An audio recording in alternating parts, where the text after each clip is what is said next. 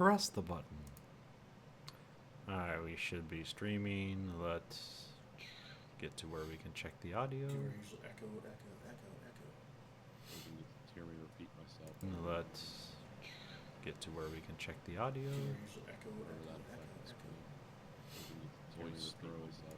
Let's get to where we can check the audio. Okay, yeah, we should be good. Whatever that effect. There we go. I should probably get some sound padding in there. There is kind of an echo. Do you get the echo on your end? Not really. Okay. From the industrial wastelands of Michigan to the fruited plains of Iowa, this is the American Greed Factory. Why will they do it? Sheer perversity.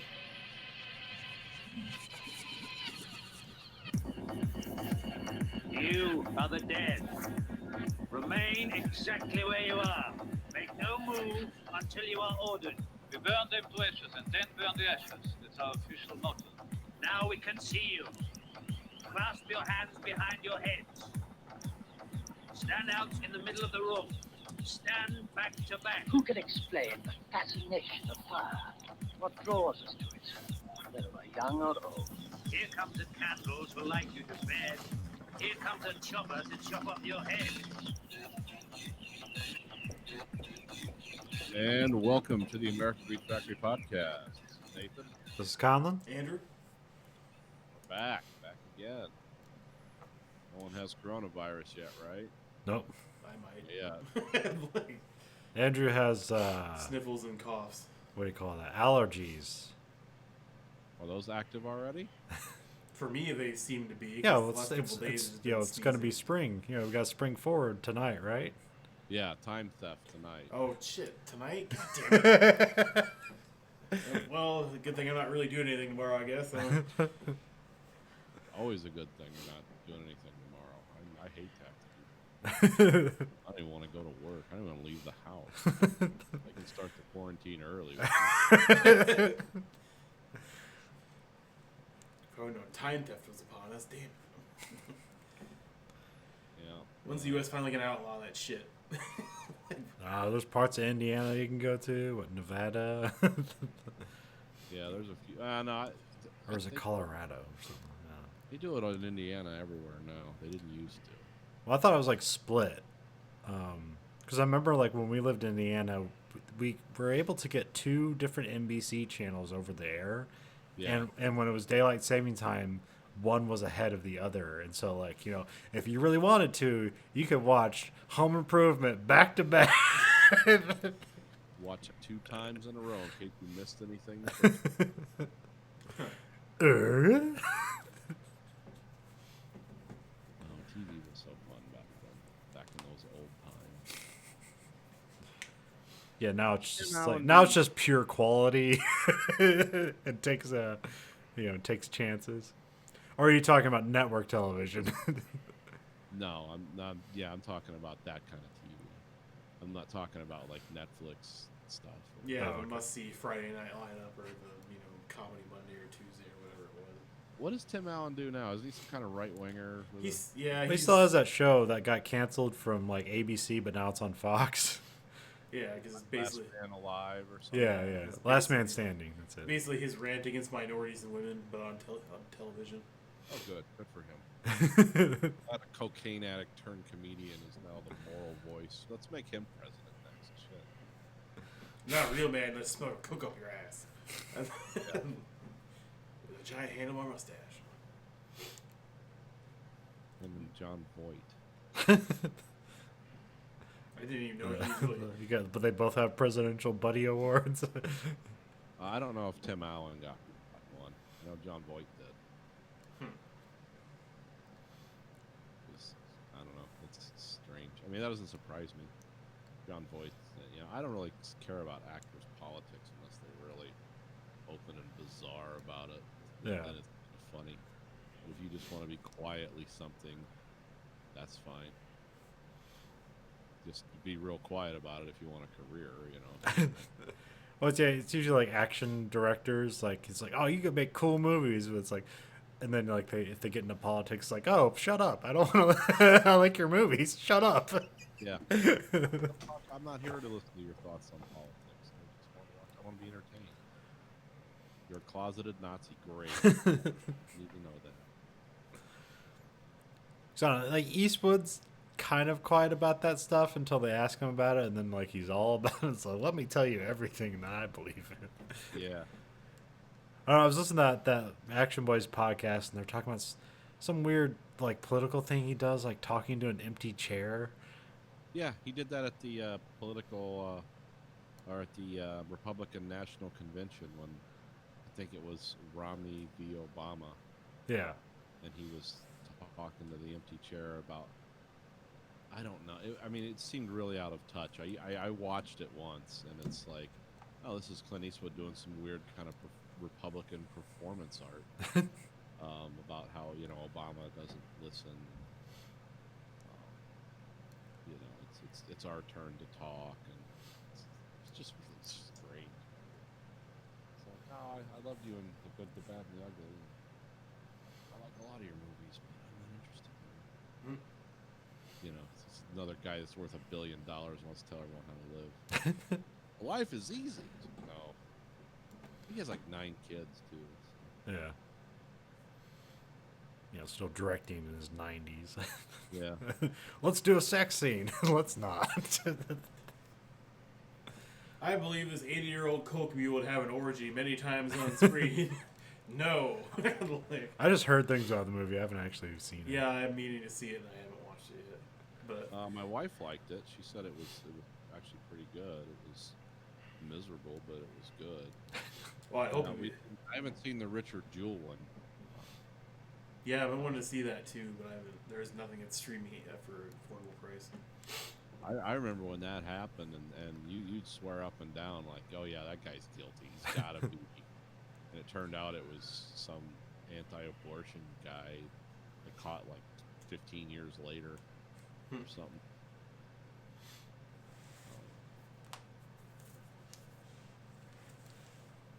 But yeah, that was weird politics. But nothing as weird as Randy Quaid's politics. They should just make a movie with him, just like him and his wife, just free talking, like just throw a topic at him and just point the camera. They're just both sitting naked on buckets talking to each other. Yeah, they're talking to people who aren't even there. That's Are they your having a Clint Eastwood story. conversation, or are they having a conversation? What exactly is he doing? Whatever happened? Why did he go nuts? It's Hollywood, so. Well, yeah, that or a huge drug problem, but like Yeah.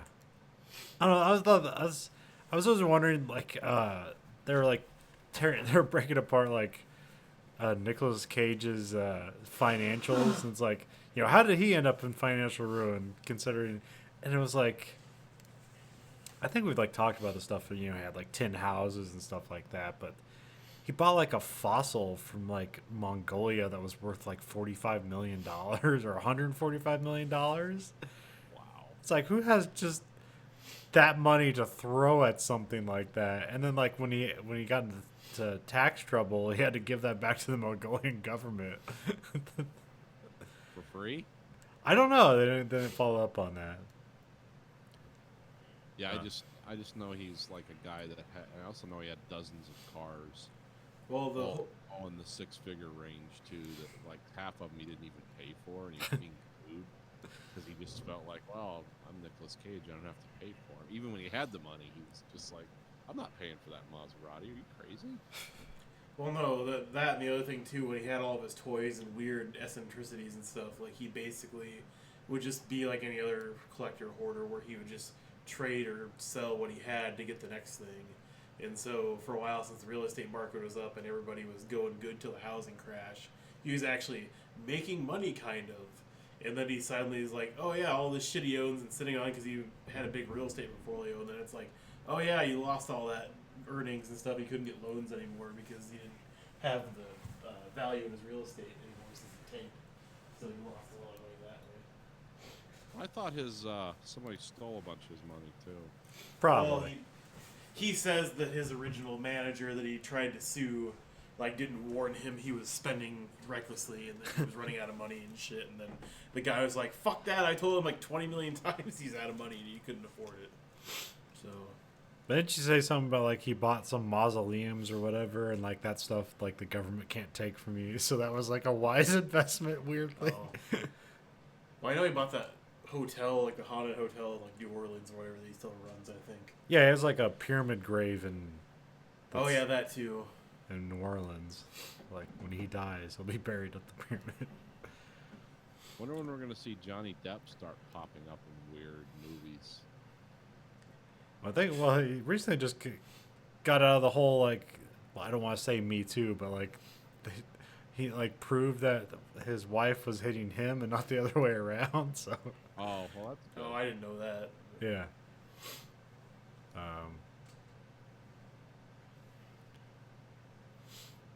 So I don't know, because I haven't seen him for a while. But yeah, he's getting a divorce from his wife and all that stuff. I wonder if that'll tank Amber Heard's career then. Not that she had like a lot of her career, but Oh, what happened to Lily Depp? I don't see her hanging out with Harley Quinn anymore. I don't know. I never saw that one Yoga Hosers movie, so I have no idea if she has any acting chops or whatever. But Well, you saw her in Giant Jay and Silent Bob reboot, oh, god damn it, that's right. which I thought she was fine in. I don't know why I forgot that, but yeah. Did we talk about the podcast, or did I just talk about that off the podcast? I don't remember talking about that. Oh, okay. I hadn't seen it yet. Because I was telling. About it. Because I was telling Nathan that like if you've already invested like in watching all of Kevin Smith movies, like you might as well watch it again. But it's not a good movie. It's a lot of like make a joke and wink at the camera. The only thing I thought, well, there's some good stuff, but like I just think on the whole it's not good. But also I like that. I heard that Val Kilmer was going to be in the movie, and I was like, well, didn't he have like throat surgery? And like that's going to be hard. Then he ends up playing Silent Bob in the movie remake. Oh, that's good. That's clever. It included Val Kilmer. So. Yeah, I think we did mention that. But I don't know. Andrew saw it. I didn't know if he had a take he wanted to talk about it. No, I mean I didn't really find anything. I mean, it's a lot better movie than I thought it would be. Yeah. wasn't the huge trash fire I expected from the trailers, and it had some pretty good moments in it as far as like just I don't know, good jokes that landed and stuff that was actually earned. But yeah, I wouldn't say it's like a movie I'm ever gonna revisit or watch again. It's a one-off that I was happy to rent for $5 and call it a day. So I mean, I can't remember. I'll probably have the one of the favorite parts for me was like Chris Hemsworth hologram, like beating people and shit. Where it's like, oh, okay, why is he in this movie? Okay, and just the Uber driver not Uber, the whatever the fucking ride share one is where it's like the guy fucking somebody for a ride, basically for the graphic. Yeah. Where it's like Ride Me or something like that. Yeah, Ride Me or Ride Share or something, Ride On or something like that. Where it's like a guy that like some kind of tots. I can't remember the damn name of the tots now. It's like basically has flair and like all this like vibe to it, but like white nationalists loved him and promoted their agenda. So it's like he went out of business because Nazis and KKK members liked his tater tots. And so he just serves tater tots to anybody. Oh, it's Hater Tots. Yeah, that's it. Tater Tots. And so that was another good part with Fred Armisen. He was really funny because he's like, I've never smoked weed before, and then he's like, I feel like anytime I do, cops are just gonna arrest me, and then he lights up the joint, and then like cops immediately arrest him. But no, it's actually a pretty good movie. I can't remember my least favorite part was about it. I think it was probably just that they had to like call back every character they ever had, type of thing. But that was kind of expected too. So I also kind of well, it's like it's barely a movie. It's just vignettes of, hey, look at this. Remember this? I think the only thing the vignette that might turn into something is since they're supposedly moving forward on Mallrats 2, at least what's his name in the it's Mallrats 2, Twilight of the Mall. No, it's Twilight of the Mallrats. That's what it's supposed to be. I wonder if that'll just be another version of this. Well, it got canceled, and they were never going to do it, and then suddenly it's brought back to life for some reason. So, well, who's behind it? I guess like stupid. Well, I mean, Oh, I don't think. Tarantino. Because I forget who released this. Because they didn't do a traditional release. You just took it on the road. Like they didn't release it in theaters. Yeah, it seemed like he privately financed it and stuff because he had his production company was all over it and stuff like that. So I didn't really see anybody else putting money on. But also, like, yeah, they didn't seem to spend a whole lot of money on the movie, and even like, I think it's like as himself, Kevin Smith comes out as Kevin Smith to talk about how like he's making the new Jay and Silent Bob reboot movie inside the movie, and how he called on favor because he almost died the year before. He called on all the favors he could to get him in this movie, and like winks towards the camera or whatever. I did like at the end credits too how they had like the stage full of people that won a role in the movie. It's like, yeah, your role in the movie that can't be cut out. It's like it's into the credits scene. Like, but yeah, I think it had some pretty good parts to it. Like I actually like the Blunt Man Chronic thing more than I like the original one. The movie like shooting part of it, the scene or whatever they did for it. Yeah. Especially with Tommy Chong as Alfred and stuff like that. So that was nice. And then Supergirl or whatever her name is Chronic. So yeah, it's a pretty good movie. Maybe I'll watch it again. Well, if somebody hasn't like watched I'd say it's enjoyable in parts. I'd hesitate to say it's a good movie. Well, it was good enough that I was entertained. It Yeah, wasn't yeah. like wanting to shut it off. It's one of those weird things sometimes, like when you talk about a movie and it's like it's pretty good. It's like, well, it's okay, and then like it's not that bad, and it's like, are these all the same thing or are they all different? And it's like it's watchable. So It won't change your life, but you won't feel like committing suicide after watching it. Somewhere in that area. No, and then I mean I've seen a lot more movies since last time I was on. Since you moved and the show moved to the new, nice, improved studio. the new basement studio with a refrigerator next to it. Hey, refreshment bars. Say it's a refreshment bar. Oh, did you get the refrigerator downstairs? Yeah. You have to take the door frame off? No. Well, we wanted to move it to the storage area, and that door's too small. Oh. So it's just out here in the open area. Oh, okay. Full of liquor yet? No, it's got spinach, That's chicken, some bubbly. See, we got stevia soda. It looks like I can't even tell. It's a green can, maybe green apple. I don't know. It's Mountain Zevia, Oh, Mountain Zevia. their version of Mountain Dew. You got bubbly. You got some cold brew coffee, some carrot sticks and spinach, some Crystal hot sauce, nice soy sauce. And then, Yeah, wait, no, pick up the other one behind it. Oh, The other hot sauce. Queen Majesty Scotch bonnet and ginger hot sauce. That sounds interesting. It is an interesting hot sauce. It kind of tastes like it's orange, but it's not orange. You put it on chicken. Yeah, Oh, okay. That's what I would pair it with. And then yes, you have frozen chicken. Just chicken. And that's the fridge tour. No bottled water for guests or anything. I mean, no. There's a bubbly if you want some bubbly.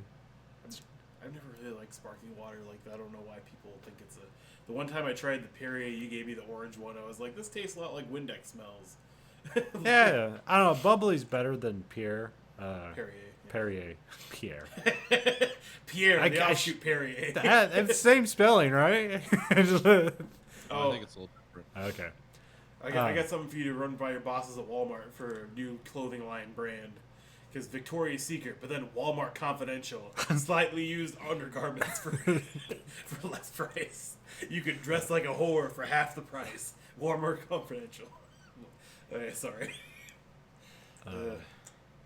But no, I think bubbly's better because it's like smoother. Because the only reason I like sparkling water is just to break up the monotony of just drinking water. Yeah. So it's like the reason, like, do I really like Coke or do I just like that weird acidy sting of Coke? And it's like I kind of just like the weird acidy sting of Coke. Well, it's because everybody has those like little squeeze bottles now. You just like, hey, squeeze once into a glass of water, and it makes it basically Kool-Aid or something else that you want to drink instead of just plain water. But it's supposedly it's 0 calories and all that horse shit. Yeah, well, yeah, they're using some sort of Fake sugar. Yeah, but which bubbly does not. It's not using aspartame or anything like. It's just pure sweet. It's just I have to see the can to believe. It's just flavor. It's just flavor. So it's not adding any Cranberry sugar. bubbly.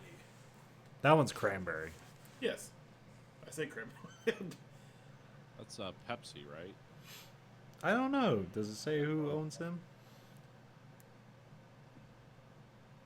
I know it's kosher. PepsiCo. Yep. Okay. Huh. I guess I didn't know. I mean, I'm pretty sure by now any beverage company is pretty much owned by either Pepsi or Coca-Cola Yeah. or Royal Cone or. I did accidentally have a Mountain Dew Zero the other day. How was that? Look at that. So I was just drinking the Mountain Dew and I was like, okay, this isn't Mountain Dew, but this doesn't suck as much as Diet Mountain Dew. I'm like, what is this? It's like Mountain Dew Zero. Okay, I could get into this.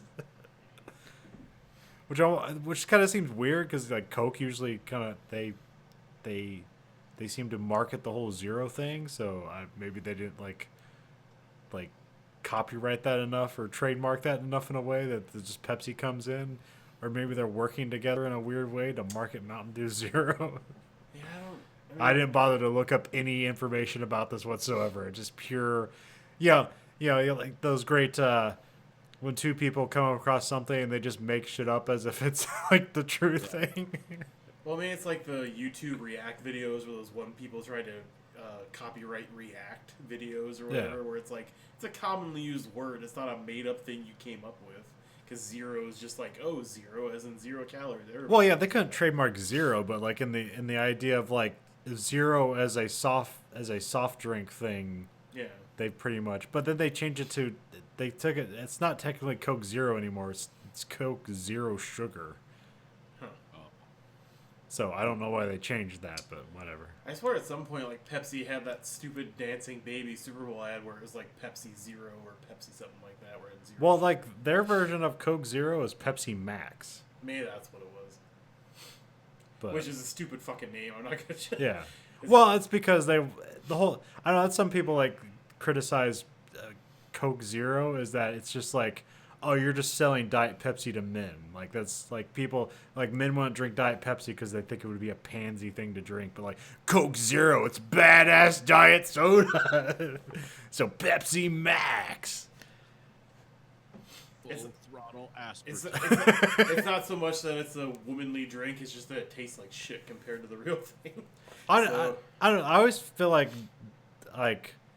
Diet Coke tastes like if you just let Coke sit out for a while and like it lost all its fizz. Like that's what it tastes like to me. It just tastes like it's like an old soda. Whereas Coke Zero tastes slightly different. It doesn't taste as good as Coke, but like again, like I said, like I just like that sting, and Coke Zero stings correctly. I think the Coke Zero Orange Vanilla tastes pretty much like regular orange vanilla Coke.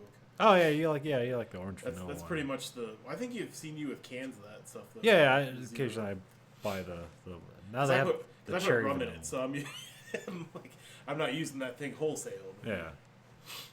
Yeah, I drink too much. I'm only drinking stuff like once a day, but I turned in like $40 worth of cans the other day because I just had that shit. Too many cans and bottles. Time to collect. Which one's? When I used to collect them at work when I was getting laid off all the time. I could do $100 a week. They have 10 cents there. Oh, yeah. Well, So- even then, that's still impressive because that's $50 worth of cans. Oh yeah, once a year. I get thrown out of stores. Yeah, people having to do the bottle returns to be like, you're only supposed to do $25 at a time. Like, well, that's what you say, not what Michigan says. Because you don't want to hand me a $100 bill out of the till, it doesn't make it my problem. Well, I just went to Can Shed this time, and I thought they'd have like some like cool system on how to like turn it in, where you just like dump it in and sort it out. Like no, they just have a table with like kind of a little thing, and they just put a trash can on there, and there's like a bunch of rings in there where it's like vaguely how many cans you have. Oh, okay. It's like yeah, I'm 'cause that's how my hobby shop returns. They do all their can shed business or whatever, so they get official bags and shit. But it's not. They always like the way they say it. Yeah, basically you put it in a trash bag or hold it up to the wall where the line is at. How much money you get. So it's kind of. it's nice, I guess, but also like, hey, maybe I could have got 15 cents more or something like that. So Oh, here you got to do them one at a time in a machine. yeah, that's what I do. That's why you bring headphones and rubber gloves. Yeah, I mean we have that at every like store, but then like you can't just get cash. You have to get like the slip, and then you have to like go to customer service or just buy something. Yeah, we get the slips. Probably the Tomra machines, the same ones you guys have. We got some new ones around here where it's just like it used to be like it was like a gate you'd have to press into and then like open up the gate, and then as soon as you let go, the gate closes and it does its thing. Now it's just like a big open hole. You just set it in there and there's a green light and it turns red when it's like processing, or it'll kick it back out. Yeah, that's what we got. It's got the 2 rubber treads that pull it along. Yeah. Yeah. I wonder if Hy-Vee will switch at some point because we still have the door closes and then it might process it or it might kick it back out and say process. Well, at least the ones on this side, because the Hy-Vee on this side has it and the Walmart on this side has that. No. I guess the west side is just too ghetto. Yeah, apparently. Those are the rumors, at least. Well, everybody seems to think the west side one's the worst Walmart. Same thing with a lot of the west side stuff. Yeah. But I don't know why necessarily that's true. I think there's still just crappy neighborhoods on this side of town too. So, Yeah, of course. yeah. Yeah, it's people always call it like our Walmart shit, but like we have more traffic than any other Walmart in the state. It's like, how does this happen? It's like we're not making it shit. The people coming here are making it shit. Yeah. Like how hard I have to work at my job, and it looks like I'm doing nothing at all. It's like, no, I'm selling everything I fucking have. Yeah, if I was only restocking this freezer once a month, that'd be a problem, not 3 times a day. Well, Hy-Vee has more stuff. It's like, yeah, my Hy-Vee sells 3 items a day. Of course they have everything there. Hy-Vee, you can get like 3 bags full of stuff in your car. It comes in the same total as your shopping cart full at Walmart. So yeah, I can see why Walmart sells more stuff. What's the one we used to have? Oh, we had that British grocery chain here, Hillers. Yeah. Yeah, I went because you could get stuff there you couldn't get anywhere else, but I would never fill my cart there because it'd be like $500. It'd be like they went out. They went back to England or whatever, and then we had we got the local. We got the one that only does local stuff. That's Bush's. Big And beans. yeah, same spelling, not the same people. They're expensive as hell. And then you've got Kroger. Do you have a Whole Foods there? Oh yeah, we got like 7 of them. Oh, okay. 'Cause we don't have any Whole Foods in Iowa, do we? No, not anymore. Okay. We had one twice and went bankrupt. Oh, twice. really? Another Okay. one twice. Well, we had some other like bougie, like come here and they have like those stations where you can grind up your own peanut butter and shit like that. But I don't know. I if think that's there still might be that because there's one over here by you now where it's like a green grocer basically. I can't remember what it's called, but yeah, it's basically like Whole Foods but not as glitzy maybe. Yeah, we went into. There's one around here called Time, like the seasoning. This super bougie grocery store, and I forget what we had to get. It was some kind of spice or seasoning. It's usually something we're looking for. And I was just like, well, let's get a few other things that we need, like water, milk, or something. It's like they didn't have any fucking bags. So we have the reusable bags. They're like $5 a piece. It's like, well, no. So that's the last time I went there because I ended up dumping all my groceries in the trunk. I think I actually pulled up on their sidewalk and like backed the car up to the door and just opened the trunk and started bringing the groceries out. And people were trying to push their carts around. So I was being a real belligerent asshole. But thanks, kiss me. Usually if somebody's doing the no bag thing, they'll have like a bunch of like cardboard boxes and shit like at the register. You had to buy their branded recyclable bag shit. So I'm never coming back. I guarantee you I'm never coming back here. Oh, we don't have anything. It's like, well, would you bring your lunch in today? Go give me that. Should have been that guy. Like, get your sack together, bring it out. This is how we'll do it. Or I'll go rip open like a box of cereal, dump it on the floor. Here, put it all in this. Because I remember we used to shop at Sam's, like there was no bags, but then everything you're buying is just a giant box of something. Yeah, nothing. They'd have to give you a trash bag. got the last 200 count roll of toilet paper this weekend. No others in the Sam's. We got the last jumbo pack of Quilted Northern, and we're not stocking up for the apocalypse. We always buy our toilet paper and shit there, and laundry soap, and because we like buy house brand stuff. We bought this thing of laundry soap. I think it's 6 gallons. Like, it's huge. It took, me and Grayson were like lifting it together. I think it was $6. You know, it was just crazy cheap. It's like, well, we'll see if this eats our skin off. And we're about 2 months in, and our skin's still attached to our bodies. So, but yeah, it's it's Can't weird. smell aluminum anymore, but Yeah. The washing machine's turned. Looks like it's polished nickel inside, but that doesn't mean anything. No, it's actually fine. It's just not brand name. Yeah, we've always bought stuff like that at Sam's for years, and now it's like everyone else is in their apocalypse mode. So it's time to go in there and buy, $400 worth of toilet paper.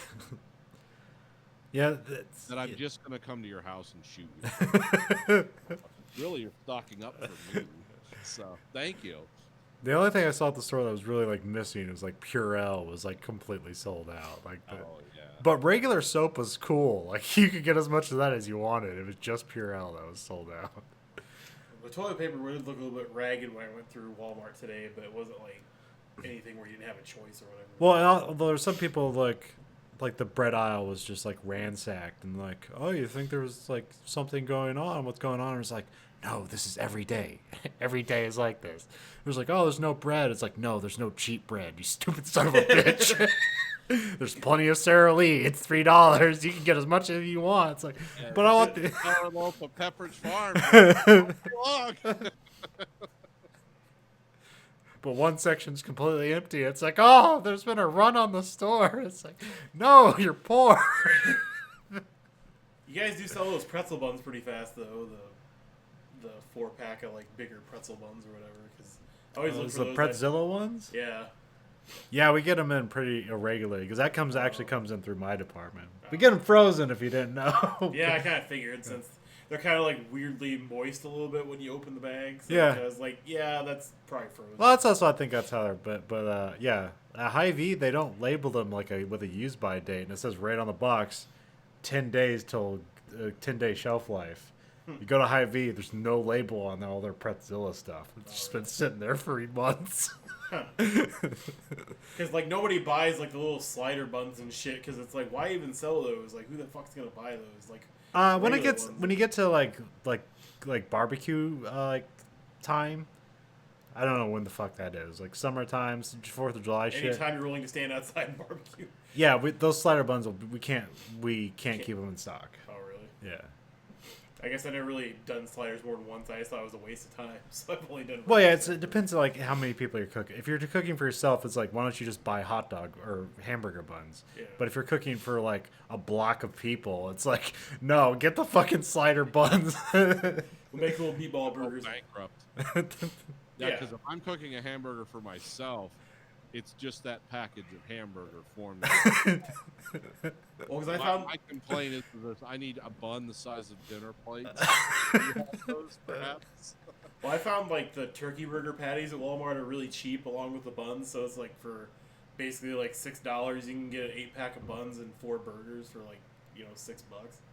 Yeah. And then you just season it with like really good, like we use like Kick and Burger or whatever from like Weber seasoning, and just like do that and put it on a griddle or like do it in a pan and then just serve it up with spinach and stuff. I find it pretty effective. I discovered something wildly healthy at Outback Steakhouse. Was it the Is it more cheese and bacon? Oh, it's the chicken, like breast, rolled in bloomin' onion sauce, fried, and then dipped in bloomin' onion seasoning sauce, like you would eat the bloomin' onion with. So it's like chicken onion fries. Bloomin' chicken. It's just it's the batter that they make the bloomin' onion in. Just fry it like you do the bloomin' onion, and then drench it in bloomin' onion sauce. I was like, this is wonderful. Thank you. Well, it was Dunkin' Donuts' new menu item they just unveiled this week, where it's just a bag of bacon, You can. I heard about that. They do bacon in like a fry thing. Oh, thanks. Okay. Oh fuck! That's what I was missing. Coffee and bacon. Smash it between two donuts. Oh, sweet Messiah! KFC does have their Clean up on aisle here. KFC does have their donut chicken sandwich now, though. Okay. Their glazed donut with the big thing of fucking chicken in the middle. That should be something you eat while you're playing like Russian roulette in the thing. Like you take a bite, spin the cylinder, take another bite. Click. No need for a gun. Anytime you take a bite, you might have a massive coronary. So, just don't need it. I mean, I don't know what the calories on that are. I'm assuming it's about as bad as their Double Down, where the buns were 2 deep fried chicken breasts with cheese and bacon in the middle of them. But I don't know. Somebody said like what is it, like what America doesn't realize now is all your favorite food chains are just trying to kill you. yeah, They're just trying to get your attention. Yeah. Please, God. Pay attention to us.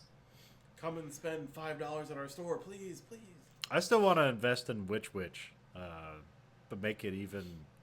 I still can't believe they don't have one in Cedar Rapids. Like, Yeah. what the hell's the reasoning behind that? Well, I got one down the road from my house now. oh, you do? Okay. Yeah. Well, I actually look into like what does it take to franchise a Witch, and like you can get people together, but you have to have like something like $500,000 in capital. Yeah. But like between all your parties, so like you don't have to have it yourself. You can have it like with other people. But yeah, I'd make it even more like almost like a. You ever seen those Japanese ramen shops where like you basically have like a closed off area to yourself, Yes. and like you don't even see people's faces. You just see like a menu slides under, and you like fill things out and put I them back. love that concept. Yeah, I'd love to go into a Witch and never talk to a fucking soul.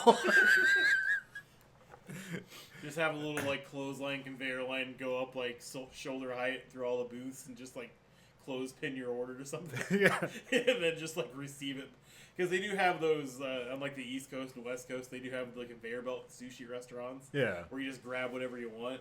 And then like in Japan, like you put the plates into the slot, like how many order, like every 10 you get like a free toy or free item and shit.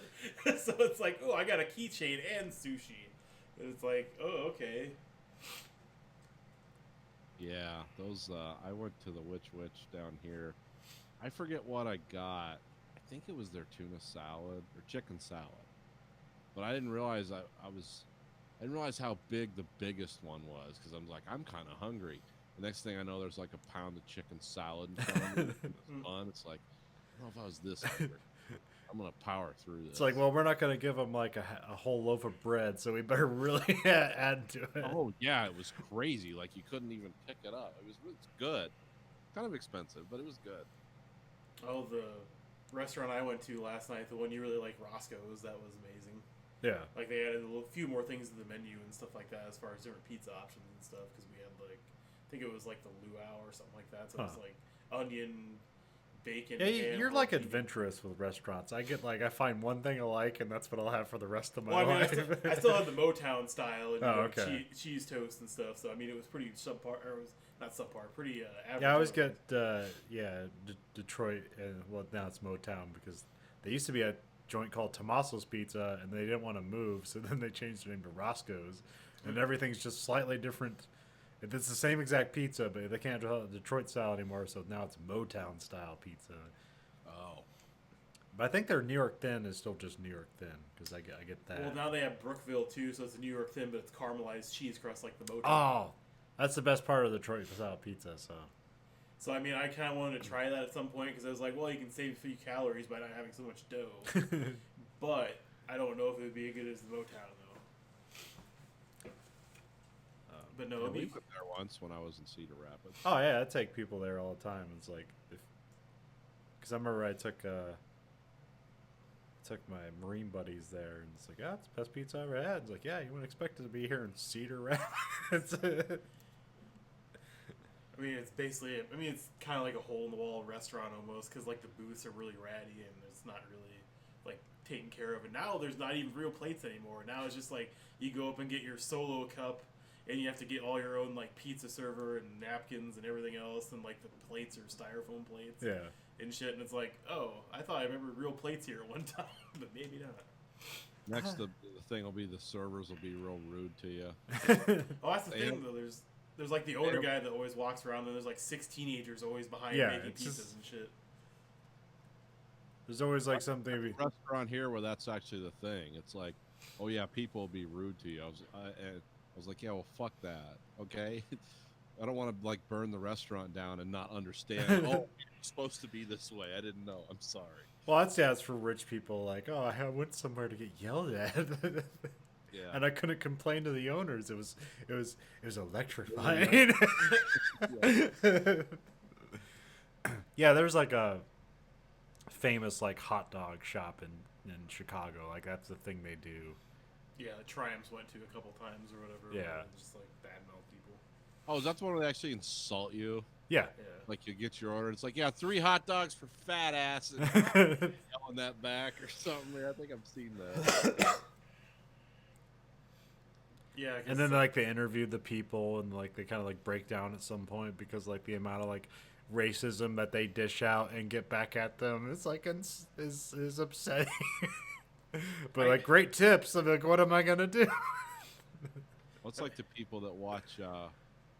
What did they had some guy on that was on this thing I was listening to. He was a YouTube video, like whatever their algorithm didn't catch or got flagged and they weren't sure about, he'd have to watch it, and he would watch all these videos. And he said by the end of the week he's ready to kill himself. It's like, I can't believe how much hatred and insanity and just cruelty there is out there, just waiting to be seen.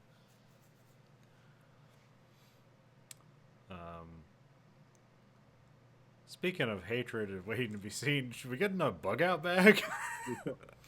We probably should. Let me get my notes up. I've probably added too many features to the show, but you know, whatever. Hey, segments are what people tune in for on some of these shows. So I mean, I can't say it's a bad idea. I mean, I'm really loving the anomaly part of it. Yeah. I really like talking. Well, sometimes I feel like I give you guys too much homework. I mean, because we got the book to talk about tonight too, and then Are we talking about that tonight? well, it's February's book, and it's already like almost mid-March. Yeah. So Because we can talk about it, but I still haven't finished it. Like I've only read like to chapter 2, so I'm like really. well, I mean, I'll be back in 2 weeks, so I guess I can give you that one. But like if you guys already read it, we can talk about it. We'll let it marinate a little bit. There's All no right. hard fast rules because we got time warp tonight and a lot of stuff to cover. yeah. So these were our backpacks using Russian materials. Yeah, Russian made Bug out stuff. bags. Yeah, that was a little harder to find them. Yeah, because like you can't like just. Because I guess there's probably some weird like import bans, so you can't just like look up something that you would buy that's made in Russia and like, hey, what's the info on this? So, yeah, I found some stuff, but like I don't have like a fully kitted out thing. But Yeah, I have. I went into I was getting frustrated. I went into the realm of fantasy a little bit on some of the stuff. Like, if I could obtain this, I would have this. do you want to go first? Or you want me to go first? You go first. Okay. So the bag I found is what was it? It's something called Splav.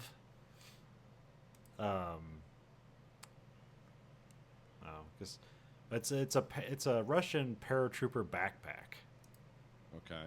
And it's just a normal backpack. It's got a little main pack, and it's got like 3 kind of like side packs that like are individual compartments. It's actually pretty thin, but you can throw a lot of shit in it. Like I saw, there's a video of the guy, and he throws like 2 liters of water in it, and like he's got like a axe that's on it, and like you can clip on like a sleeping pad on the back of it, or sleeping bag as well. Yeah. So I picked that. It was also like it's waterproof. I think the bottom of it's rubber. So Okay. I mean, it's you know, you send a paratrooper in with. So you know, it's got to be light, but it's also got to be rugged and all that shit. I didn't really find. I was trying to look up Russian med kits, but I didn't really find anything other than like, here's a World War II Russian med kits. Like that's not what I'm talking about. and it would just seem to be like a thing full of syrettes. Yeah. Which I Do I don't. need this? Is that morphine?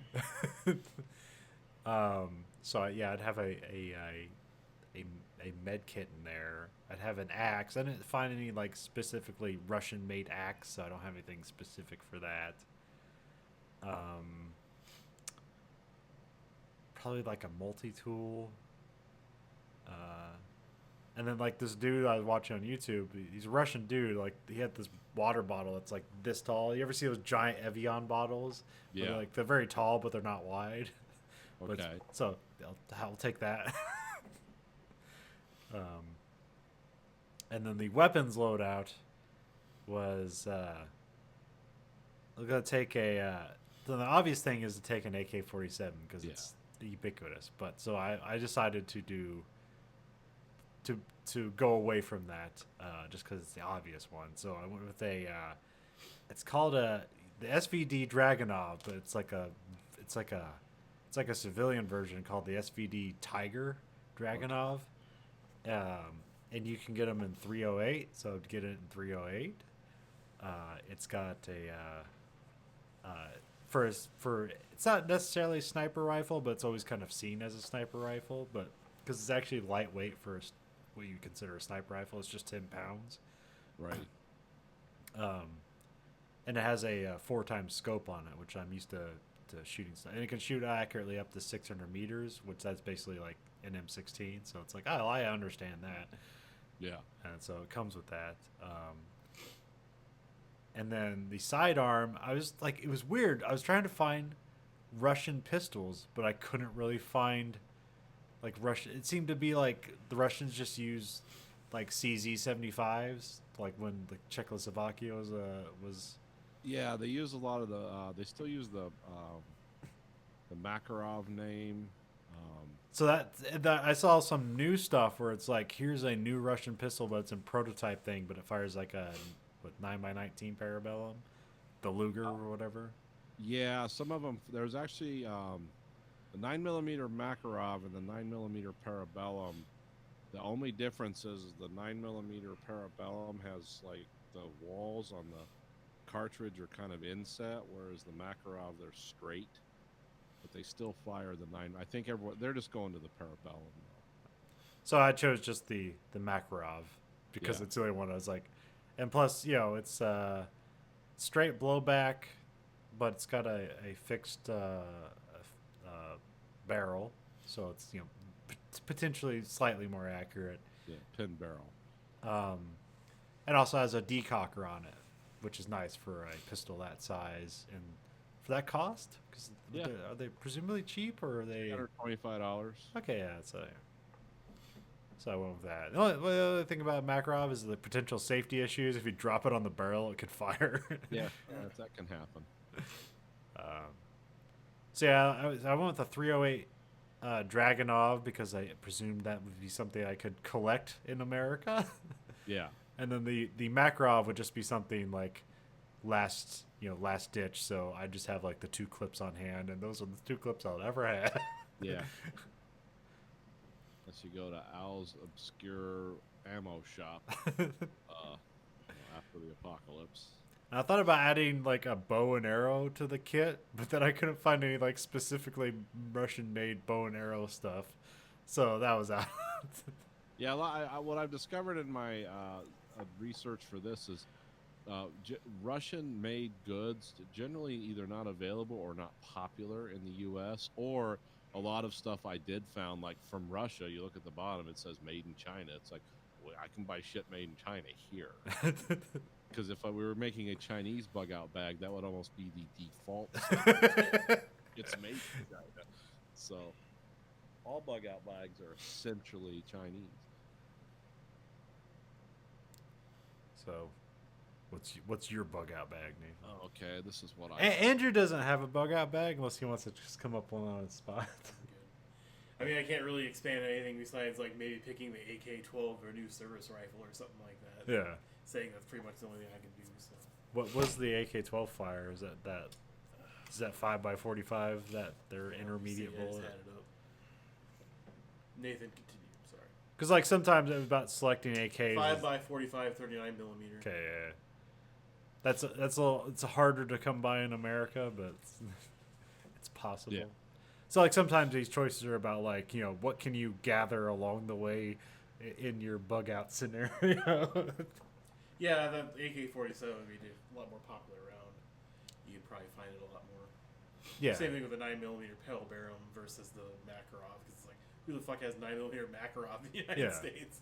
Like, oh yeah, almost nobody. Well, that's why I went with the 308 version for the Dragunov, because it's like that will be not necessarily plentiful, but you could find it anywhere. It's a standard hunting round. Yeah. So I mean, you can find it anywhere.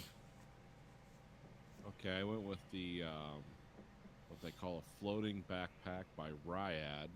It's basically a frame backpack, Okay. kind of in a green with a slight camo pattern. But it's a full frame backpack with a belt. You can put a lot in it. How do you spell Ryad? Just let's see, just RIAD.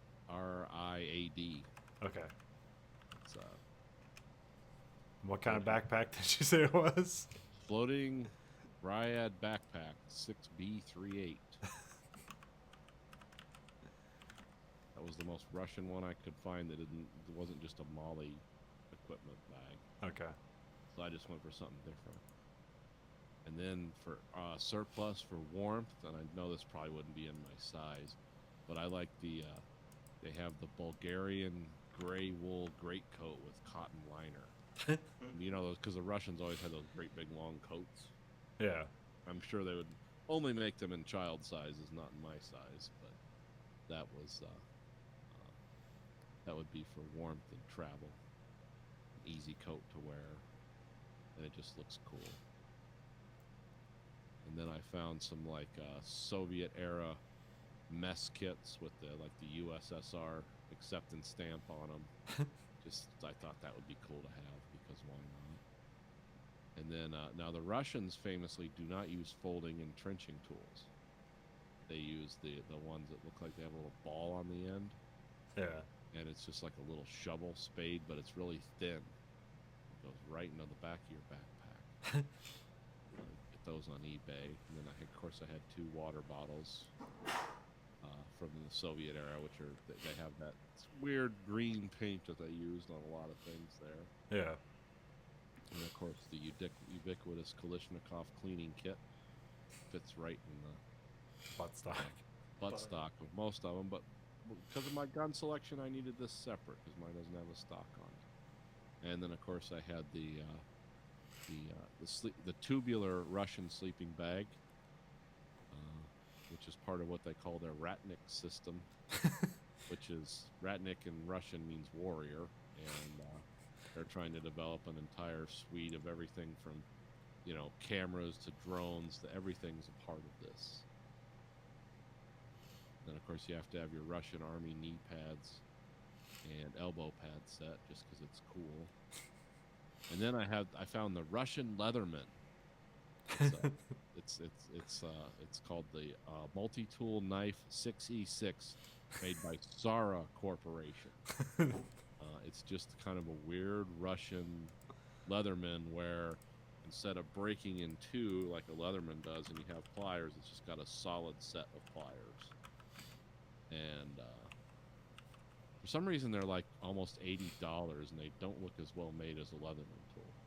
But there you have it. I'll send you a link for that. I'm sure. I don't know if you found it. I'm looking it up. Yeah.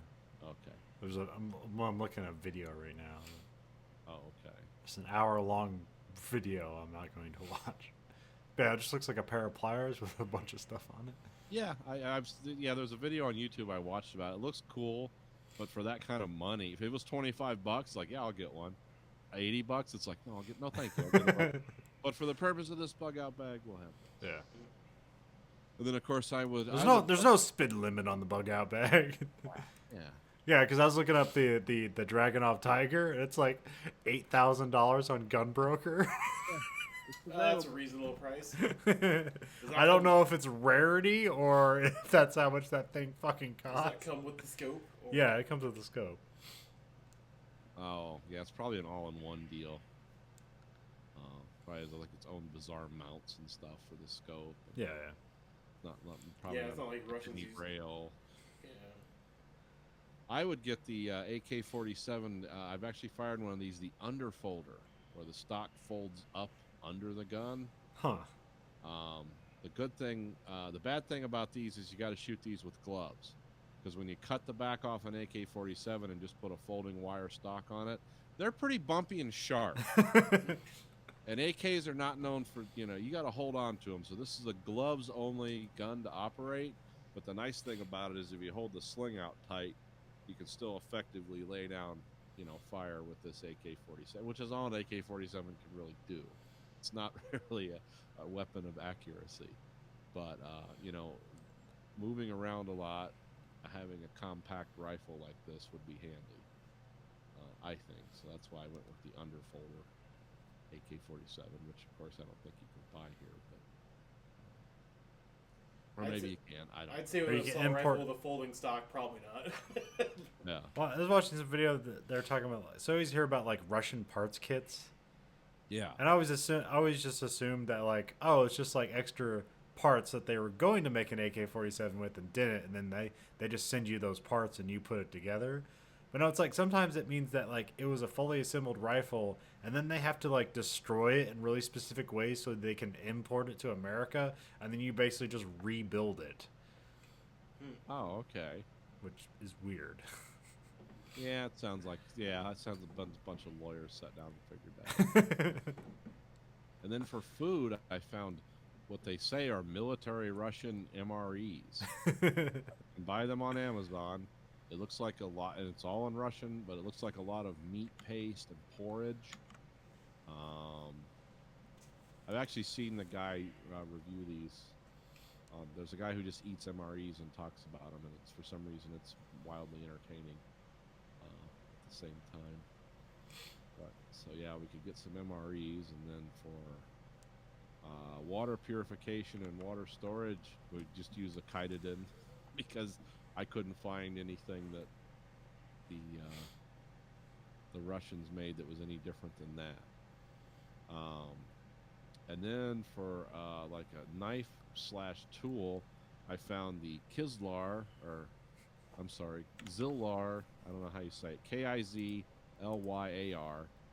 It's a machete, but they call it the Alligator. That's actually made by a Russian knife company. So it's like a machete with a blunt front end that you can use as a crowbar. It's made out of very high carbon steel. The biggest complaint about this knife is it's impossible to sharpen. The metal's so hard, but it's also really hard to break too. So it kind of looks like a machete with a weird spoon adapter on the front of it. And it also has notches cut out for it for a pry bar. And Which one is it? it's the Kizlyar Machete Alligator. Shitty. I'm on their website right now, but Oh, okay. continue. And then I did find also by Kizlyar is a survival pouch which comes with a knife and a condom and some batteries and an alcohol pad and basically a little survival kit like med kit stuffed into a knife pouch. Has waterproof matches and it seems like a lockpicking kit or something. I can't know what it is. Maybe that's not. But yeah, so there was and that was also available on Amazon. And that's the for a firearm I didn't, or for a secondary weapon I didn't really think of anything. Couldn't think of any pistols or anything that seemed available or interesting. Yeah, the only two Russian pistols, it's like a Makarov, or was it the Nagant pistol? Yeah. It has the weird rat. supposedly Kalashnikov's coming out with one later this year too. Oh, okay. Fully automatic, of course. One needs that. But, so yeah, that was my Russian bug out bag. We'll probably price that in on my sheet here. Looks like that, depending on the cost of the AK, which varied wildly, but we could say probably $2,000 all in for that whole kit. Oh, it's actually It's not not too too bad. But you're kind of looking for stuff from specific country that we really don't have a full import-export agreement with. So Yeah. a little weird, but it's out there. And the majority of the cost being the weapon. Yeah. And the coolest part of it, the weapon. Yeah, the thing everyone wants to see, no one's like, show me your condoms and Band-Aids. It's like, no. What's your water purification? I gotta know. Nobody got a Russian compass. I look. The only stuff like that I found was just stuff you could find here, and it was basically the same thing, and it was all made in China. So there was a lot of stuff like I didn't get really specific on because I just couldn't find a product. Technically, you could just say made Russia adjacent since it's made in China. Made Well, yeah. close to Russia. But it was like something I was debating, like whether I could just throw like a CZ75 in there because, like, they produced those technically when they were in Eastern Bloc country. yeah. So like it's like, oh, I could have got away with it, and also like you said, the thing with like sourcing from China, like you could pick anything from that. It's like, Yeah. no, we need to narrow it down. It has to be from Russia. It has to say on there, made in Russia. Made in My- Gulag by political prisoners. My Russian bug-out bag would just be Karl Marx novels, so I could read to people trying to kill me. It'd be like trying to teach them the wonders of communism. Give me half of everything you have. Preach from Das Kapital. Hey, this guy's on to something. That's not raping. Or you just like pretty much corner the market on Russian-made vodka and just trade that for whatever you need. Like, everybody wants the apocalypse. Everybody wants to get fucked up. Here, I'll take half your guns for half my vodka. Or just get into like the metro economy of bullets or money. Don't. Or We're get like money- the good the bullets that are actually money are like the best bullets to use on enemies. So then you just end up using crap ammunition on enemies. Like, no, that's my money. I can't shoot that at the enemy. Do I want to waste this $5 or get myself killed? Which they got rid of that in the subsequent games, which was kind of a bummer, but also like I can see why, because that whole system was also kind of a bummer. Yeah, I heard they're going to try to make any subsequent games, they're going to try to make them happier. Kidding.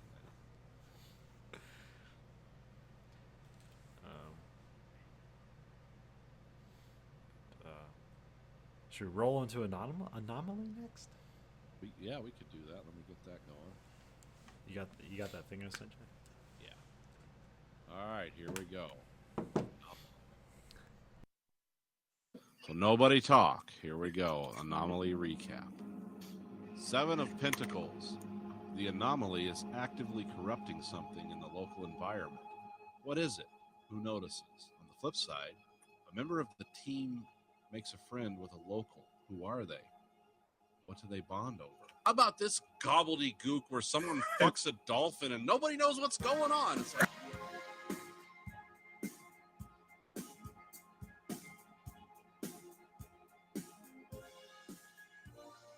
Like Tim Conway befriends maybe I don't know, we befriend that drunk that we had.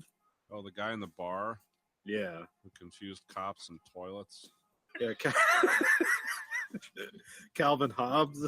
Yeah. Calvin's just going through conspiracy theories Yeah. and he's just thoroughly entertained by it. So either he knows they're not true or he knows some of them are. Well, either way, it's the withheld knowledge I'm the superior friendships. Yeah. Okay. I make friends with only people dumber than me so I can feel smart. Tom Selleck is here to talk to you about morbidly obese people's problems. Ace of Wands. A helpful suggestion is made by someone inexperienced. What is it? How do the others react? Maybe we should turn these cameras on. start recording this shit. He's like the guy who it's like a bunch of smart people, and they forget the simplest solution. Yeah, it's got to be something like that. It's like, hey, all this weird shit that's happening, you can record it on these devices. Don't have the camera facing at a wall when the ghost shoves you over. Point it at the person before it happens. Yeah. Maybe he suggests they start using remote trail cameras with night vision. Or just stationary cameras set up. Kind of wands. Team discovers a valuable practical use of the anomaly. What is it? And what does the organization want to use it for? Team finds someone that will help contain the anomaly. Who discovers it? Acquire it as an asset. Or does like a magic Uber car show up and they just hop in the car? And then we're like, we don't reveal that yet. Because we also have like next turn, we have the cam footage gets revealed. Well, I mean, probably. Take Yeah, for right now, we'll just put them in a car and then we'll figure out where they go later. Okay. Oh, another Ace of Pentacles. Ace of Pentacles. Oh, big satanic star. God holding the satanic star. Yep. There's a local population in this area blissfully unaware of the anomaly, but on the brink of disaster. How are they unaware? How might this devastatingly change? On the flip side, there is a local population in the area unknowingly benefiting from the anomaly in some way. How?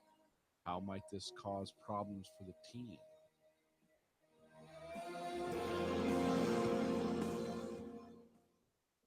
Got Mary Gibson, Mr. Oliver playing Tangent, Ferg Turgidson, Pete, and we'll have one last member. Maria Octopus. Let me write that down. We also have the camera footage gets revealed this turn. Okay. Which I guess we're just gonna have it be the farm. They notice the farm. Yeah, well, Thomas Tudor has put cameras up around town, trail Yeah. cams, and what he discovered is he thought he was watching he's watched the apple corn plants grow. Or the uphorn. Yeah, that's a good one. He has watched those. Well, okay, I'm gonna say apple corn. I can't do that. He's watching uphorn. Yeah. He watched the uphorn plants. He's vigorously watching porn. Yeah. With his eyes glued to the screen like a lunatic. He's watching uphorn grow large and tall In front of his eyes. and form fruiting bodies and Purple and veiny. release them to the ground. As the leaves sodomize the desert. No, but he looks at the camera and he thinks there's something wrong, like the camera was recording in stop motion mode because the life cycle of the apple corn is so fast that it looks like something, like it's filmed in stop motion. Okay. Yeah. Hal Simpson finishes his factory investigation.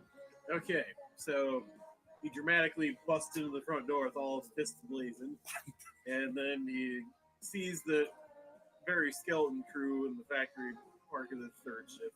Nighttime. That's how he's pulled off all the things he's done so far.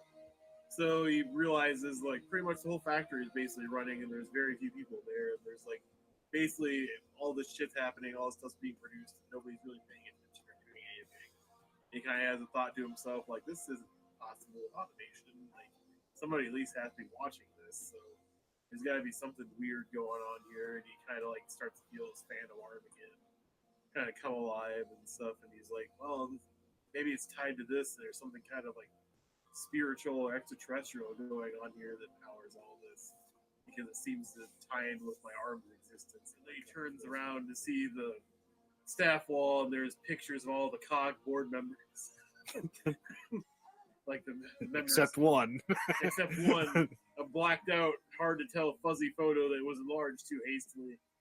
It is.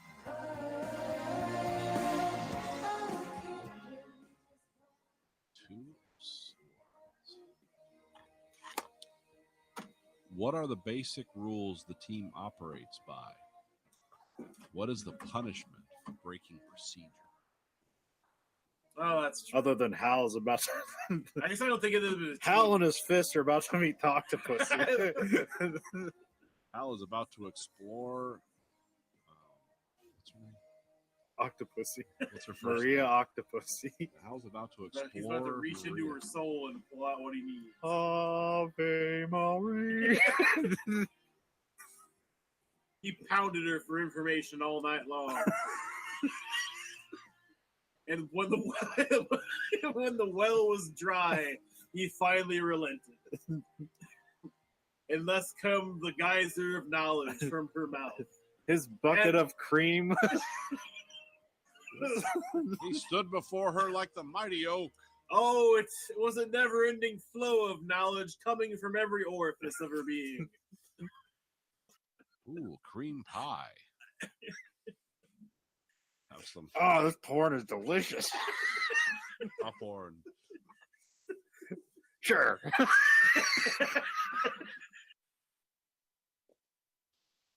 right, so there was our recap. And I do have the fully reworked segment of him interrogating her all written up in that. Because I know the first time was more of me just coming off the shit off the top of my head. I did Yeah, well, that was supposed to be like a next week on Yeah. Anomaly. So now it's next week. So here we are. Yeah, I've been meaning to make notes, so it'd be easier to follow everything. Okay. I mean, I literally have notes, but I meant like more organized, like a Google Drive notes thing. But should we start with the Hal Simpson? No, is it Hal Simpson? Yeah. Yeah, Hal Simpson's. Yeah, interrogation Maria of Octopussy. Dr. Fistopus and Maria Octopussy.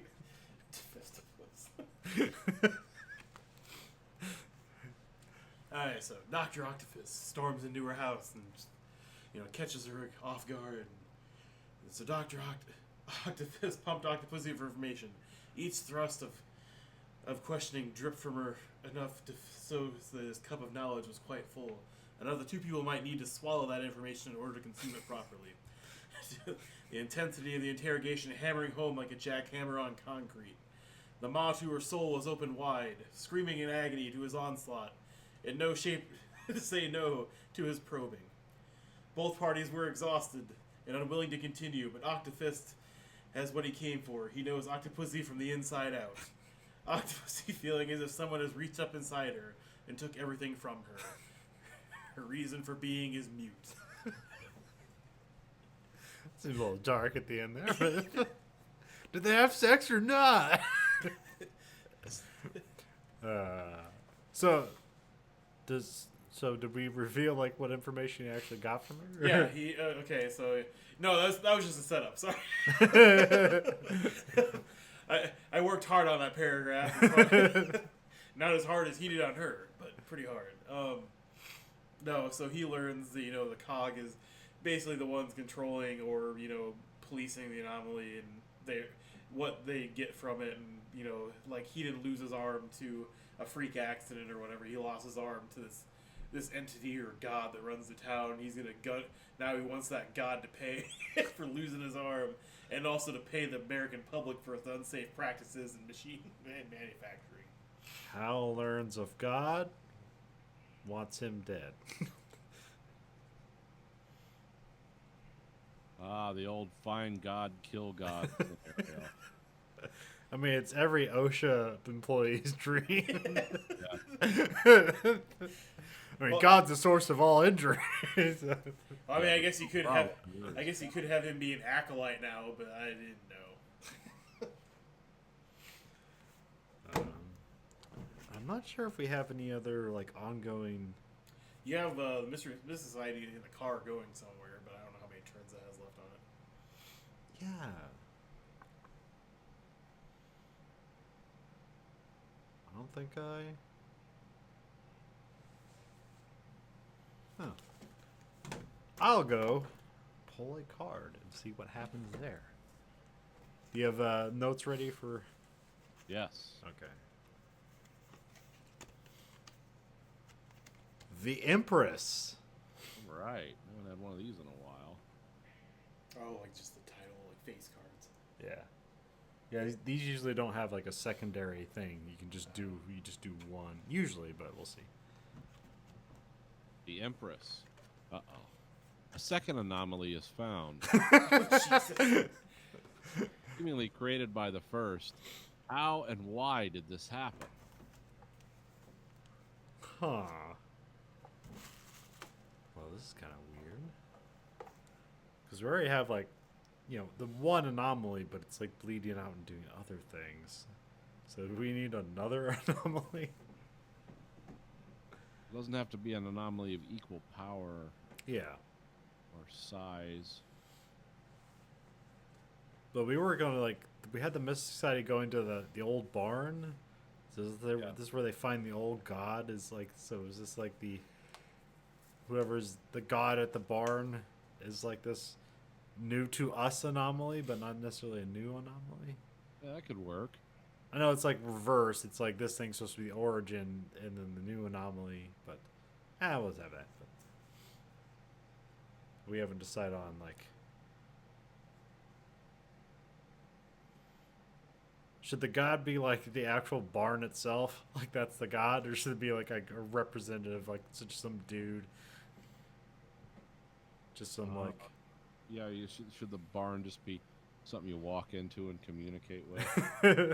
Having like a form other than the barn? I don't know. That's a good one. Or is a barn? The barn's sentient, and it's like it basically just has, you know, the dude from The Big Lebowski, but like he can't leave the confines of the barn. So he's basically basically a hologram. Yeah, the barn's like a TARDIS.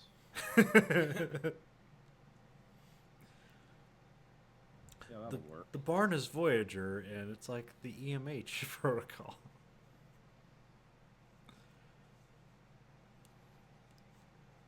Alright. So, God Barn. The dude. I hope these make sense to me later. And then, I think, say it's Andrew's turn? No, it's Nathan's after yours. Okay. I forget like how the turn. I guess like, do I want to create a project? Well, like, okay. So we have the Mystic Society get to the barn, and they are greeted by the dude. Okay. And then we'll just leave it there.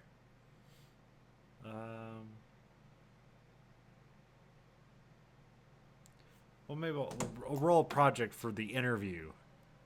See like what information they get out of the dude. Two turtles. That bale of hay really tied the room together, man. Man, that rope really tied the room together. Well, you can't say rug because there's no rugs in barns, so you know. Maybe in a magic barn there would be. Did I say I meant to say rope. Like that was the joke. It tied the room together. Oh. I just thought you were like me and just thinking about objects that would be in a barn that really tied the room together.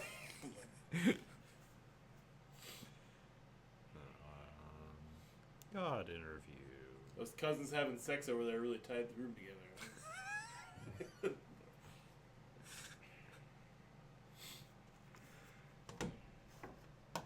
All right.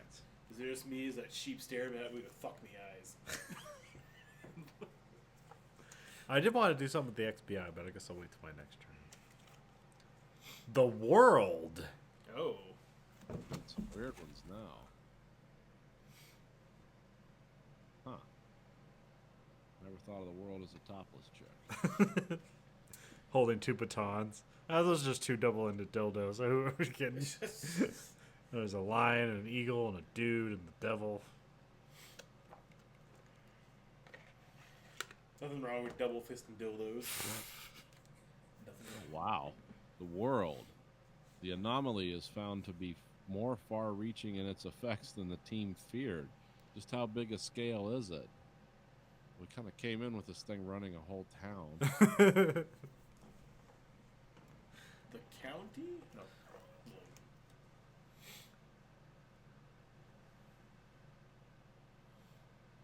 Should be like doing something on the other side of the world. Or it's that or time travel. How big can this get? Well, I'm thinking about like maybe it's like not necessarily it's expanding outward, but it's like that's why I was thinking like other side of the world, like through the Earth, and it's uninhabited, but it's like just creating like new weird like more different apple cores, a new banana. A new banana to save us all. Okay. Just on an uninhabited island in the middle of the Pacific. That could work. That has kind of a lost vibe to it. What's going on here? Will this ever be explored again? Well, no, but it kind of looks cool. Oh, it's your turn, Andrew. Do you want bananas on the other side of the world? Sure. Well, I guess specifically. Bananas growing in Antarctica or something. You want an Antarctica? Okay. Well, like bananas growing on the other side of the world, that's basically a tropical climate, so you might as Yeah. well make it someplace it's not supposed to grow. All right, bananas grow in the Arctic.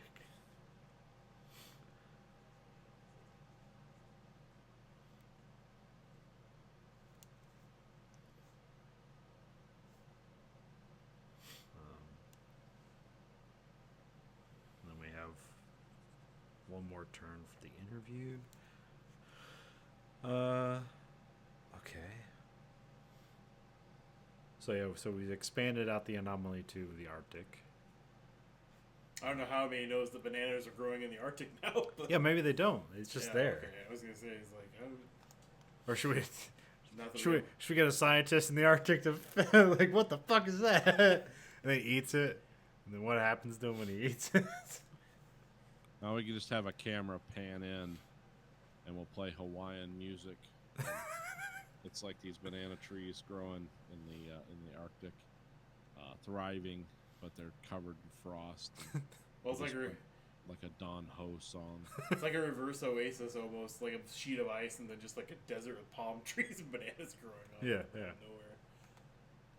But no one has discovered yet. But the effects of the anomaly have reached outside of Factoryville. Will this bring trouble to the rest of the world? Who knows? Do you want to start a project? What are the other things like? You can Change the anomaly in some way. Yeah, change the anomaly. Secure. Advance. You can secure or lose something. That's always an option. Wasn't there something with the team dynamics too? Like you could do something Yeah, with the team, like have interactions or something like that too.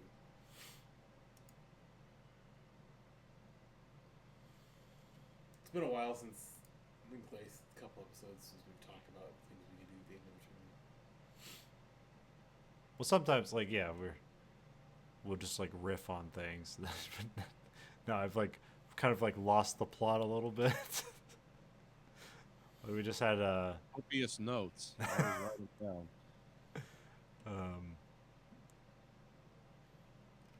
where is that shit? Okay, let's see here. Resolving a card, like advancing projects, taking an action, introduce a character, secure or endanger something, acquire or lose something, add a fact about something, anomalous action, and projects. And team meeting. Oh yeah, we haven't had a team meeting in a while. That's usually because they force you guys to like try to do some like Bad voice acting. no, what do they call it? Shit. What's that called? Improv comedy.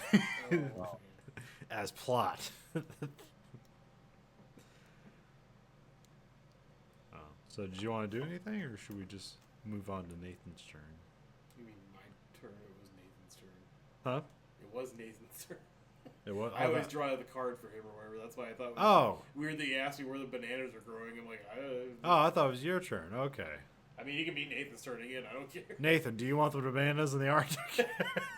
I vote yes. Okay. Do you want to do start a project or do an action or add a fact? No. Okay. High energy. Well, I'm just trying to think. We keep adding elements. Yeah. Yeah, nothing. It's just like Lost. Nothing's getting resolved. We just keep adding more mystery to the pile, and nothing will ever be resolved. We're gonna write ourselves into a corner, and we're gonna figure out that Factoryville is really purgatory. Oh God, Spoilers, no! spoilers. Okay. All right, all right. Draw a card for yourself, Andrew. Thank you. There you go. The Four of Pentacles. Pentacle porn. Four of Pentacles. What is a unique geographical feature of the area? On the other side, how does the anomaly impede movement around the area?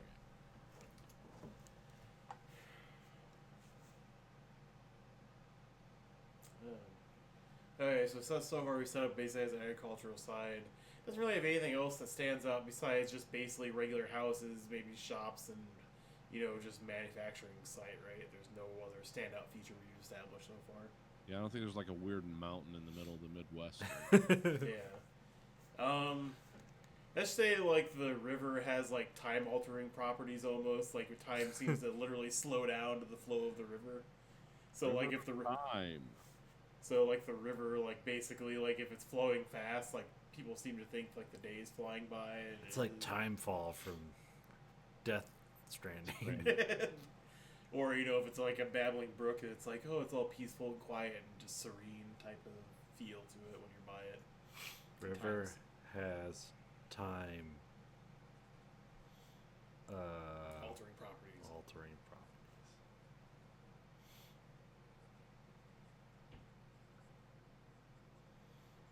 Yeah, now we finished the God interview with the Mystic Society. Well, I'll let Nathan cover that one because that's his baby. Oh.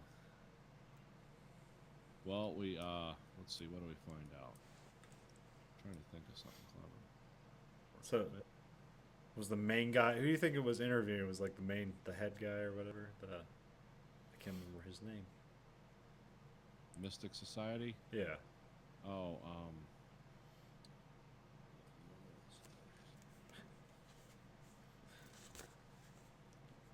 let's see.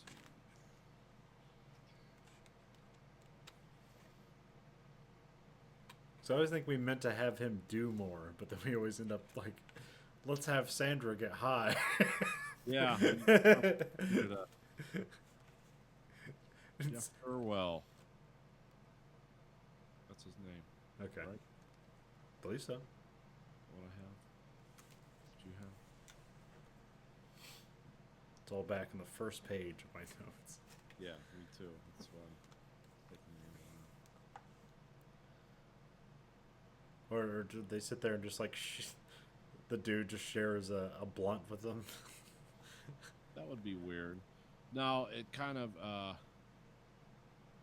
it basically, what would we say, like the anomaly diverged into two kind of, its personality split, and the one that's running the town is kind of it's like it's just like angry, and it's all machine and metal, and the anomaly of the barn is more like in nature and stuff.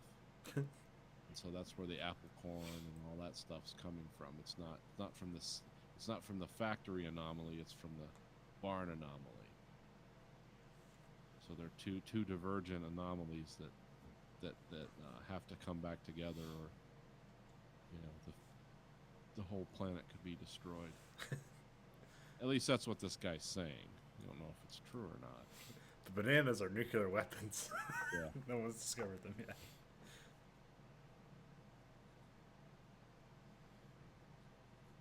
So the separate anomalies are actually two parts of a whole that needs to be restored and bring balance to the force, or whatever, or something. What do you think, George? Yeah, that's good. Louder, faster. Faster, more intensity. More special effects. Fix it. Post.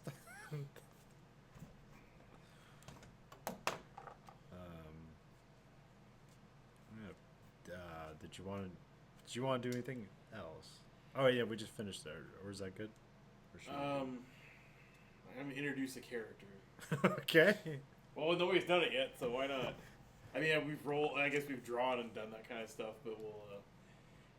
Okay, so introduce character. Well, we have the COG, which we haven't really done much with. We have XBI, and we have the Mystic Society, and we have Hal Simpson.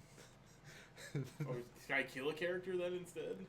I was waiting until like the cards that tell us to kill somebody because I know there's like somebody has to die. But we've only injured the one guy from the Mystic Society.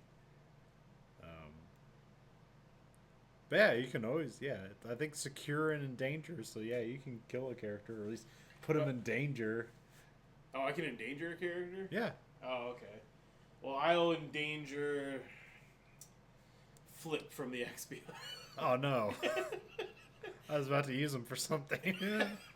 I didn't say he couldn't get out of it, just endangering him. Yeah. Because what's the XBI up to right now? I don't think they're really doing anything. So I just interview. They're like basically like they're about to like wrap things up and go, but then the the head guy, he was Tim.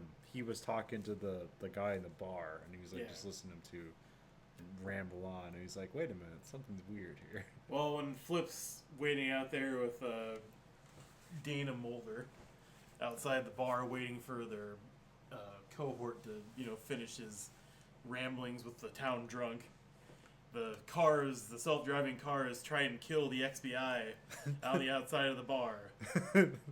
So It's like Maximum Overdrive. Yeah, like Maximum Overdrive type of killing. Really just where like weird songs play on the radio at the same time too from the cars. The whole thing talking / singing for their death. And so it's just okay. So like two characters are put in danger. The other part of the XBI, both Dana Mulder and Flip, are both put in danger. Playing hopscotch with like. Yeah, playing hopscotch with like, cars, trying to run them over on the side of the road or side of the street. So this will engage the XBI more and obviously get them to pay more attention to other shit in the town besides just having fun with the town drama, basically, or whatever. So. All right. Well, I have an idea for the next turns, but I'll draw a card and see what the fuck happens. Justice. Uh-oh. That's gonna Be interesting. that death we're waiting for. Move it over the. Huh. That's what we should have at our courthouses. That's what all judges should wear as an outfit. Just a sword with a weird crown, a sash, and a red robe. Black's too formal. You gotta spice it up a bit. Uh-oh. The anomaly punishes someone brutally for their crimes. Previously unknown. Who were they? What did they do? And how does the punishment fit the crime? Huh. What's So this was crimes we weren't aware that somebody committed? yeah? I know that they're being punished, so there's not necessarily killed, but we can punish. Well, I mean, the punishment could be corporal. So Yeah. Well, yeah, you did come up with something about like that's what happens if you don't stay in line, like they just kill you. Well, yeah, the cog or whatever. Yeah, they don't want shit getting out, so they'll silence. So I want to endanger one of the cog. Okay. Let's endanger Ferg Turgensen. And what's gonna be his punishment and crime? Well, yeah, what's his crime? What was he like? Is he like using the anomaly to like fix like stock quotes or some shit? Is he secretly running a child army? No, he's using the anomaly to get free samples at the frozen yogurt store. It just magically grows a mustache in different lengths. Like, no, I'm a different person. Give me my free sample of Rocky Road now. Come on, dipshit. Is he not returning shareholder value. Yeah, I'm gonna say he's creating independent wealth, of which he has hidden from the cog. I'm not sure necessarily like, and somehow that works against the factory anomaly. Like the factory anomaly does not like that for some reason. It's Like, all those, Okay. it's all those goddamn free from your examples. Build up the independent will.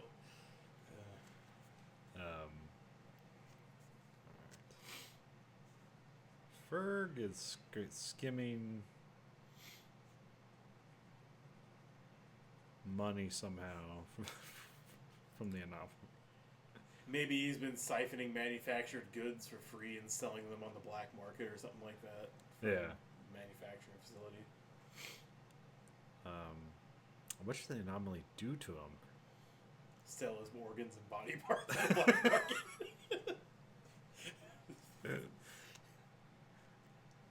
So it's just like an ethereal being, or is like, does Nomar Garcia Parra have to show up with like a knife? It's like, I gotta take all your organs, dude. No, like the cog dissect him. Yeah, like the cog like take him apart and sell all of his shit on the black. Oh, okay. So all right, so we just straight up kill him. Like if they have a board meeting, the cog dissect and sell all of for detergents. Hey, I mean, to kill somebody, but also, I mean, I always said that the cog took care of matters and silenced people, so they actually did. And now we can introduce a new cog member, too. Perhaps the son of the shadowy figure that we don't know the identity of, or something.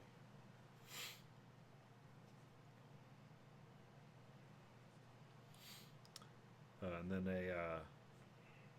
so I want to do something. So what I want, I'll do a project with Flip. So I'll have Flip gets in a car. Oh, one turn. Okay. Flip gets in a car and is trying to outrun all the other cars. And he's basically just driving out of town.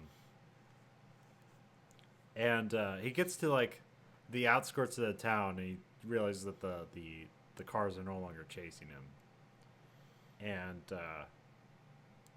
And that's when he turns. So remember we gave him like the XBI has like some weird sensor thing to like detect ghosts or anomalies or whatever. Yeah. So like beforehand, like we'll say like they turned it on and like nothing seemed different. Here he turns it on from the outskirts of the town and he doesn't realize that like the reason they couldn't see anything is like the whole town was just covered in the thing, and he could only notice it from the outside of the town. He's like, oh, holy shit! The town's covered in anomalies. So that's my project for Flip.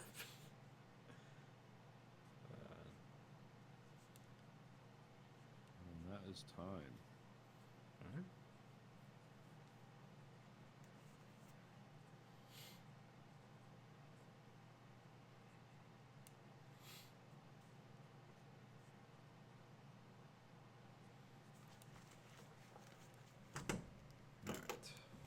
All right. Tune in next week for more Anomaly. Anomalous action. Will we create a new fruit? Will we dissect? Oh yeah, I completely forgot about another group. Nomar Garcia Parra and Ben Affleck and Matt Damon.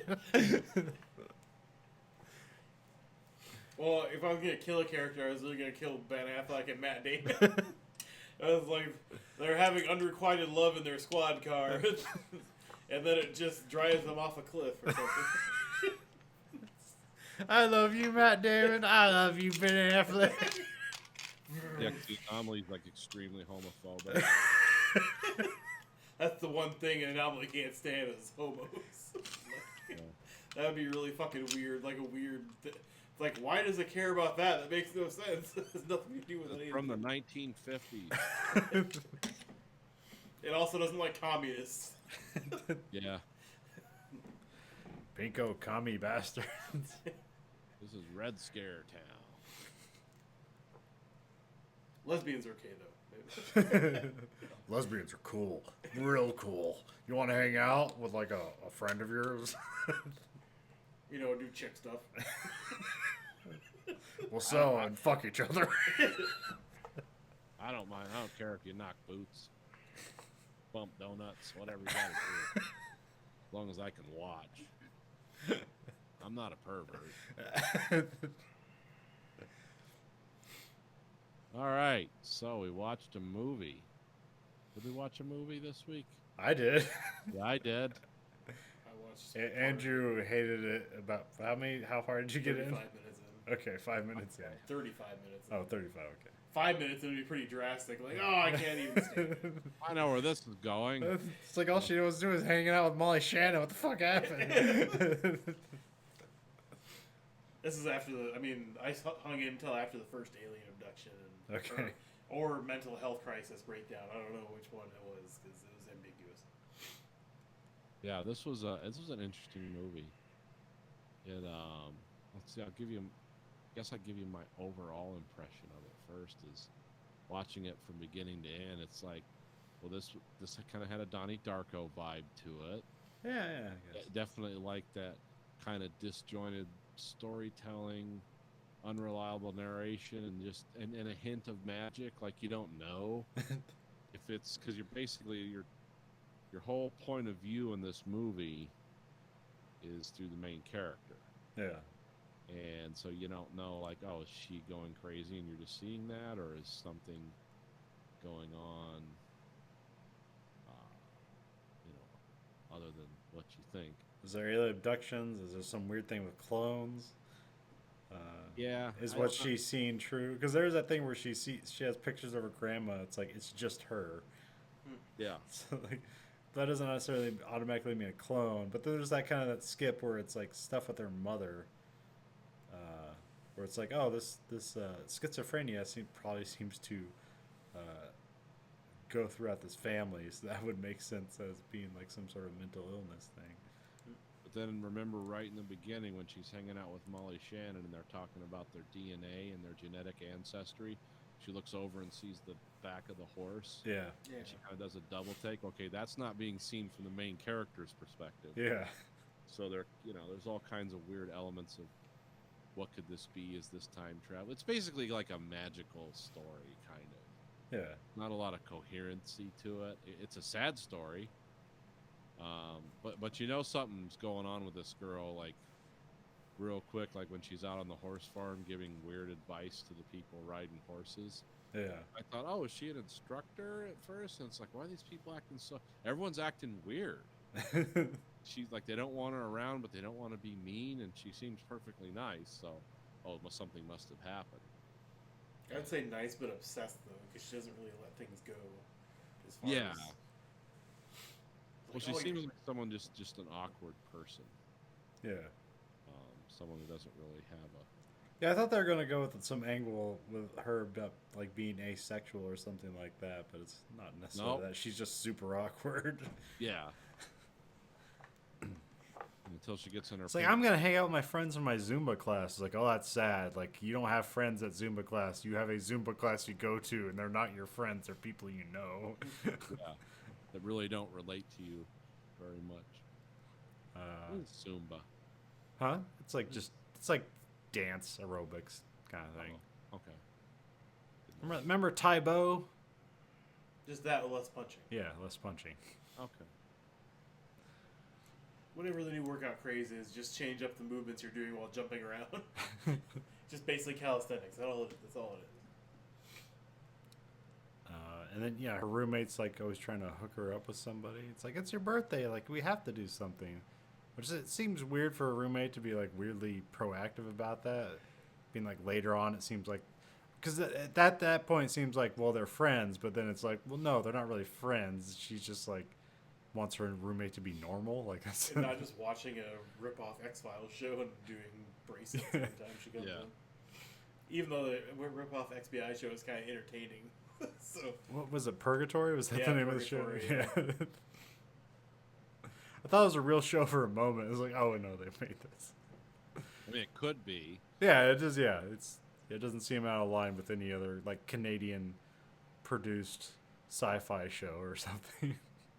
The stuff I read about this show or movie said that it was based on a show called Supernatural. Yeah. Gonna stab at that. I I know we've talked about that show. Yeah, it had its last season this year. It's the longest running sci-fi show of, well, except for that, Star Trek. if you don't include like Doctor Who. Oh, yeah. But yeah, like 15 seasons or something like that. And a movie. Are they doing a movie? I don't know. I was just joking because Community always said that, like 7 seasons. Oh, yeah. I mean, I don't know what those actors are going to do after the show's over. Maybe a movie, but I doubt it's going to be together or anything. So. And then like, it's a subjective point of view. So you don't know if like what's happening. Like, is this just a mental breakdown or is it just actually happening? So that's always like the debate you go through the whole movie, and you don't really get an answer, and that's sort of best because of it. Yeah, I'm trying to think of how they could wrap that up. And Well, yeah, I was like, because there are a lot of movies where it's like the central character sees a lot of weird things and nobody believes them, and then at the end it turns out to be true, which is like just kind of, I don't know, it's a little overdone currently. Like you could do that, a little longer from now, but it seems so here it's just kind of nice that they just don't bother with answering that. Yeah, they leave it. Because the other way, where it's like this is interesting, but they don't answer it, is that like, no, this is like somebody with mental illness, and this is what they're seeing, and like, can't you empathize with them? Like, if this was they're seeing, you would be crazy too. Can you relate to this in any way? No, because I'm not crazy, or at least I'm not this kind of crazy. Yeah, and this is what they're truly believing is happening, and then they have to go tell people what's on their mind, and then like, oh, you're crazy. It's like, no, this is what's to them. This is what's happening to them. But I thought they would go extra sad because there was the parts where she'll she'll turn and open up a window and it just like leads to a completely different world. And I like that. That was kind of interesting. So I was expecting at some point like she's just gonna open a window and like step out, and then she's just gonna like fall to her death, and it's like, oh, then people think she committed suicide or something, and then you're like, well, what did happen? I don't know. I enjoyed when she was a drapery ninja. Yeah, that was fucking weird, but also looked cool. Because I like how the zipper on the back of her thing had that's what you use to move your drapes and curtains with, that long rod. Yeah, it's the long plastic rod, like you twist and it opens up the. Yeah. So it's like on her back as like a part of her costume, like zips up and down. Because there's that weird psychic lady who comes in and says like, the weird orange cream is like, was it power of protection or something like that? Yeah. And so she makes like this ninja costume for herself out of that stuff, and some of it for the horse. Like, it's on the horse. You don't know, you don't see it all. I guess I'll have to watch snippets of that movie to get like some of the visuals out of it and stuff. But yeah, I mean, it didn't seem like a badly made movie when I was watching it. It just wasn't something that was up my alley because I'm really. Oh yeah, it's fucking weird and uncomfortable, but. Well, it's not so much like. I was half asleep watching it, so like really, it all made sense to me. Oh no, I'm not really into like. I really didn't. I mean, Moonlight was a good movie like a couple years ago when that won the Oscar and stuff. Like, it wasn't a bad movie. It's a character piece.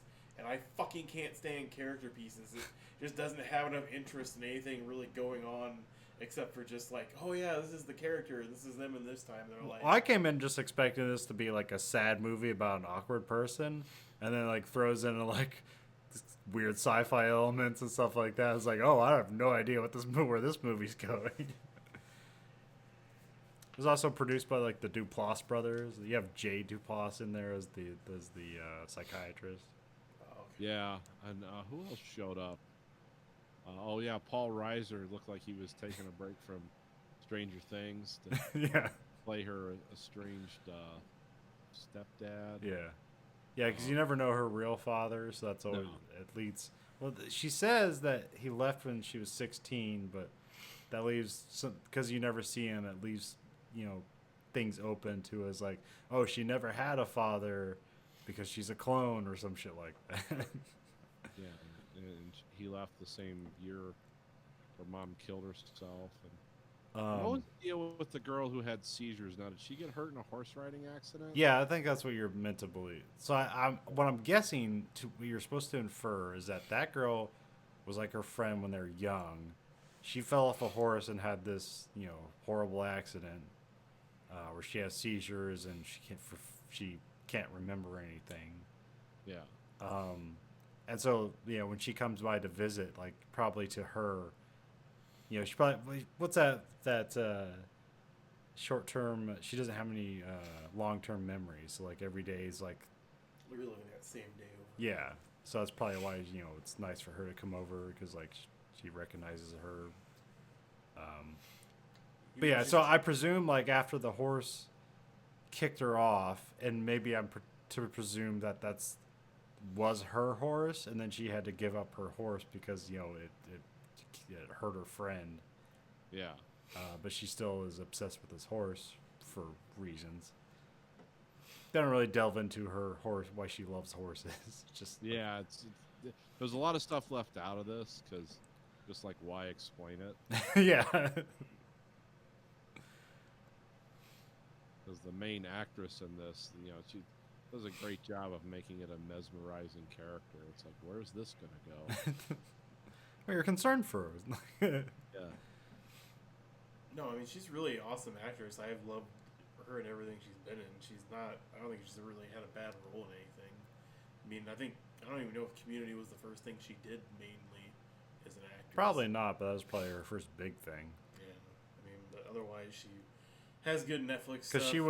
she was like she had a bit part and also in Mad Men too. She Oh, was like okay. the wife of one of the guys. Yeah, I could definitely see her, especially with the the wardrobe and like look from Community playing somebody from Mad Men. Because I don't think she's really kept the straight hair look. She has either seemingly naturally like curlier hair or just like messier hair in real life, or that's what. Oh, in Globe they kind of curlied up her hair, but they kind of made her look like Sigourney Weaver from Alien in the Globe. But that's also an '80s thing, so. Yeah. Yeah, the guy that directed this, I've seen one of his other movies. I saw Life After Beth. That's his other movie I saw. Yeah, and I hated that movie. I thought that was a shitty movie. I thought it was okay, but it's one of those movies where you get to the end of it and like this really should have been a comedy, not this weird drama. Because you watch the trailer for Life After Beth and it's like, oh, this should be funny. Aubrey Plaza's great, and you watch it and it's like it's more of a drama than it is a comedy. Yeah, it was kind of a waste of a really good cast too, because yeah, you had Aubrey Plaza, you had Molly Shannon again, Yeah. and then who was the dad? Was it Will Ferrell or who the hell was it? Or no, it was what's his name? No, he's talking about Life After Beth. Oh yeah. The other guy from Talladega Nights, John C. Reilly, I think was. Oh the dad. yeah. So it was like really talented cast, and it's like, oh, it's not a comedy. Like that's really amazing. Yeah, it was a kind of a cool premise, but not really well delivered. I guess I didn't know he did that movie, so Yeah. Yeah, I looked at some of his other movies. It's like, okay, I've seen the trailer for something. The latest one he did was called Joshi. It's somehow a guy gets dumped and like before his wedding day, and he decides he's gonna go out and like really do it up now that he's not getting married anymore the day before his wedding. Which that has the one dude from Silicon Valley in it. Oh, the guy that convinced his wife to have an open marriage. That Yeah, guy, yeah, that guy. that piece of shit. Oh, I mean, I know people being famous opens a lot of doors to them, but I can't believe anybody that looks like him would regularly be able to bang numerous women. Oh, you mean like in real life he did Yeah. this? Yeah, Yeah. yeah. Him and his wife have an open marriage, which they say saved their marriage. Yeah, that sounds like a good. Yeah, that always works. Yeah, they're trying to shop an HBO show like a comedy, but it's essentially about their life. I hate fucking you. I hate fucking you too. That's Bitch, is that him? Yeah, Thomas Middleditch. Yeah. Yeah, I get your point. I don't see him. I don't think it necessarily makes him a bad person because of that, because his wife agreed to it. But like, I know. It just seems stupid. 'cause It's basically- abnormal and like it seems like something you wouldn't necessarily advertise, but whatever. No, it's just kind of like in the normal world, like they would just gotten divorced and hated each other the rest of their life. But now since they can Now they love each other Now they and can- other people too. now that they can fuck other people willingly, that they just basically just get to share a tax write off in a house together. That's pretty much it. So I mean, I guess if it works for you, it works for you. But it doesn't seem like it works for a lot of people. Yeah, well, it takes a special bank account to swing that kind of, concept. Especially all the real life murders that have happened from that concept too, where it's like, she started fucking this other woman and then she left me for her, and then I kind of went crazy and killed both of them, or I The next burned. thing you know, I'm wearing someone's face as a mask. I don't know how we got from here to there, but yet it happened. The I just lap wanted- dance is always better. I just when wanted the two women to suck on my strippers dick come. at the same time. I thought it was harmless. I don't know why we ended up here. How did I end up being fed into a corn threshing machine? But yeah, like at first in this movie, it's just the alien abduction stuff, which you just assume it's alien abduction because she's just like in a white room with other people, and there's like this weird, just black figure that you might see occasionally. Yeah. Like they don't show them like up till to the end, like because it's just like a hand at first, because there's like the weird hand imprint on the wall that's and on the car where that's That's right. It was on the car too. but you just never know. It's like, is this real or not? Yeah. But yeah, there's that one part where she wakes up and she's like crawls into the window with the girl that has the seizures and just like sleeps in her bed, and then she just wakes up in the psychiatric institute in like apparently some co-ed psychiatric room. And then they're like kind of like yelling and talking to each other, and then she starts saying things like, "How do you know that's my dream?" And it's like, wait, is this all true or not? Which they do that several more times after that. Yeah, there was always this movie doesn't really give you a lot to work with. Like I said, the only major clue I had that maybe all this was real was Molly Shannon looking out the window and seeing the thing that with the horse that didn't happen until several days later in the movie. Yeah. Yeah, there's also like there's cloning, there's time dilation, there's alien abduction, there's the what did they call it? The shape in the water or something like that. Oh yeah, then that never went anywhere. I was like, God, they're gonna throw all this at the wall too. That didn't seem to develop though, or it was all part of the same thing, and I couldn't put it together. I don't know. Yeah.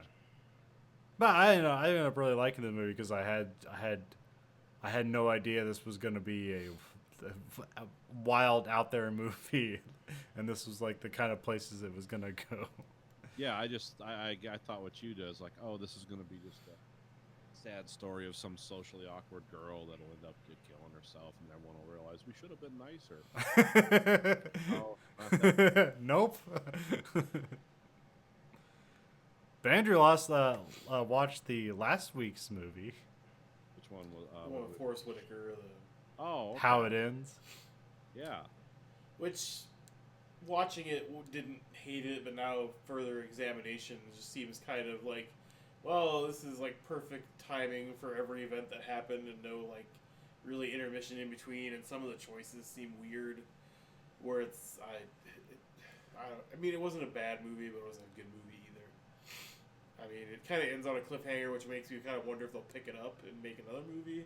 Doubt it. But I mean, or they'll leave it there. I mean, it's not like it needs an ending, but it'd be nice to kind of explore their anomaly a little bit more, because like the one game programmer guy's fucking theory about like, oh, a nuclear bomb, and then the wave came in, and no, but there's Oh, all they gave away in the movie what it was.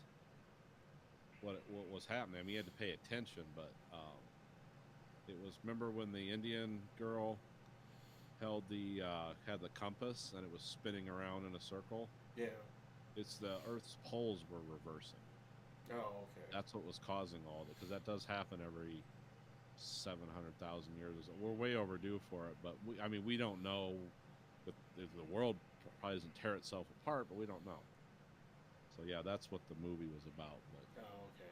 yeah, I mean, you had to do like further research to put that together. No, I mean, I guess between, yes, the birds not really knowing where they're going, kind of just, like, doing a huge wave, and, like, yeah, nothing really working anymore, but also, like, tectonic The northern activity. lights showing up. Yeah, just, like, yeah, technically all things coming together makes sense, but still, like, the electrical grid not functioning was kind of weird, because, like, that's just the whole, like, yeah, if there's, like, geothermal stuff, maybe that'd be fucked up a little bit, but, like, otherwise it's all coal plants, solar panels, or other stuff that would independently generate power to power the grid. So, I mean, the earthquakes would play a part in that too, but that was on the West Coast, though, not in, like, Illinois where they were at. But the movie never bothers to like get into that much detail. It's all about like, hey, what if you didn't know anything and you had to travel across America? That and the whole, like, military subplot, like, shipping trainfuls of, like, tanks and Humvees and shit over the West Coast, where it's like, well, this is, like, some kind of fucking invasion thing no one's talking about. And, like, kind of playing it out, obviously, with, like, people saying, we don't know who the hell did this, and blah, blah, blah. But then it doesn't make any sense, because he's grabbing, like, there's all this, like, crates of guns on the ground when he's grabbing gas from the fucking train, and, like, grab a fucking gun.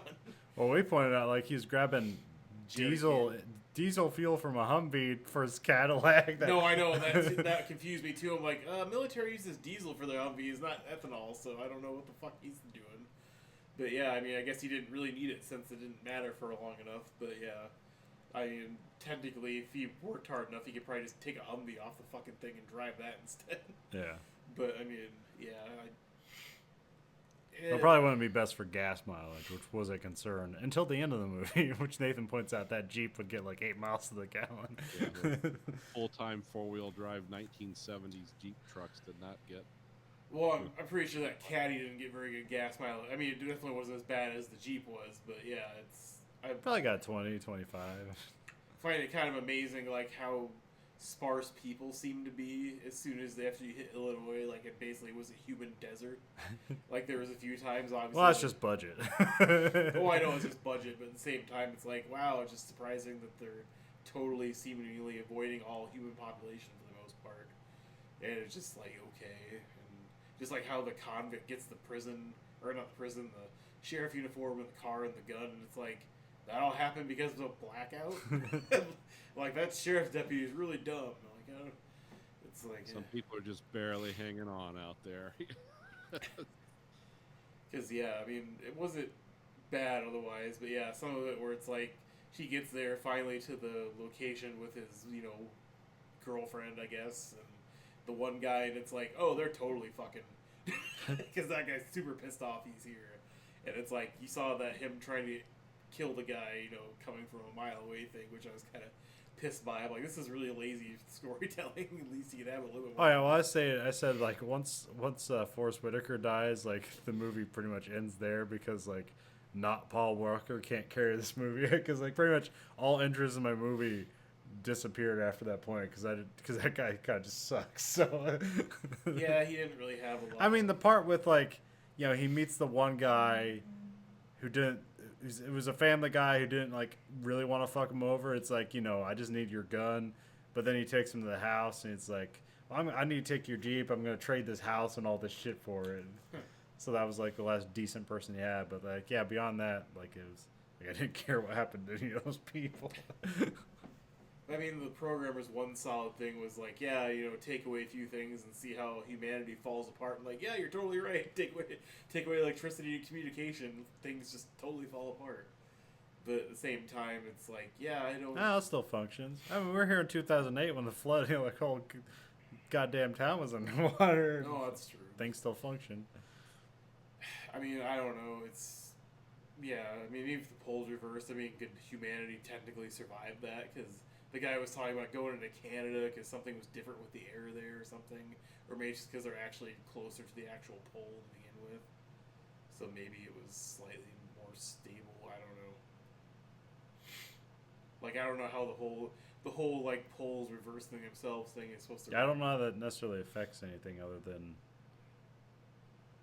I don't know how it would affect things, or maybe this is just the interim effect, like the weird magnetism was just fucking things up as you know the poles move, but I don't even know if that's a thing. Well, the only thing I could think of it was basically just like Zombieland, where somebody was like, everybody says the West Coast is safe, and then the people on the West Coast say the East Coast is safe. So this basically people fucking don't know what the fuck to do, so they're just making up shit and see if it sticks to the wall. So I mean, I was guessing it was more or less that angle where somebody just said, "Hey," and that guy believed it. So But yeah, it was only a $20 million movie, so I think they did a decent job for the budget they had. man, that caddy was expensive. Yeah. That and Forrest Whitaker. Oh yeah. He definitely did carry the movie quite a bit, even though I thought his character was kind of. His character's bland, but you're just like, nobody's more exciting than Forrest Whitaker in that movie. It's like, Yeah, I especially- want to see what he'll do.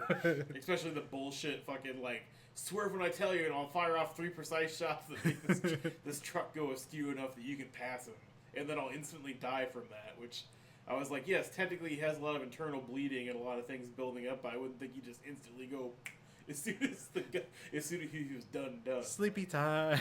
Good night.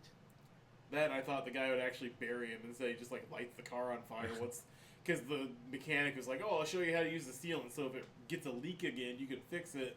And instead, like apparently they never learned because she was there for the long haul, and so instead of just trying to fix it with the can of sealant he probably has in the car, he just torches the whole fucking car and takes a walk. And it's like, come on, man, like put in 5 minutes of mechanic work and see what you can do. Because he has plenty of water in the back, and he has supposedly sealant to fix the leak in, so fix the leak, let it dry, and then fill the radiator with water and keep fucking going. Yeah, but then if they were going through all that detail, he'd be making a TV series. Plus, I like how much like the radiator was damaged and they ram people at the front of their car all the time. And I was like, I wouldn't be doing that if your radiator's fucked, but okay. Didn't we talk about that in the show too? Then we end up on Demolition Derby stuff about driving in reverse to. Oh yeah, they hit a lot of people in reverse. Yeah, because you're not gonna fuck up a lot of important things or driving in reverse, right? Well, that and yeah, you got all those sensors. Like my car, you couldn't hit anyone. If I tried to run someone down with my car, the collision avoidance would come on, and it would block up the brakes. So, but if I could reverse it, because in a front-wheel drive car, there's nothing back there but your gas tank you're gonna damage. Oh, because that should be like part of the new Apocalypse movie, like somebody trying to like get out of a tense situation where somebody's trying to shoot him to death and they're trying to back over him and then it stops the car and they get murdered. Yeah. It's like, don't choose 4 for your Apocalypse vehicle. You won't survive. You won't be able to run over your pursuers. They'll put a thing in the program where if it detects gunfire, that system doesn't work anymore. The windshield shattered, you can run people over. If only. Then people will just bash their windshield before they want to drive over something. It's like, hit the windshield, Carrie. Okay. And like, oh, cool, I can kill you now. They made vehicular homicide so complicated.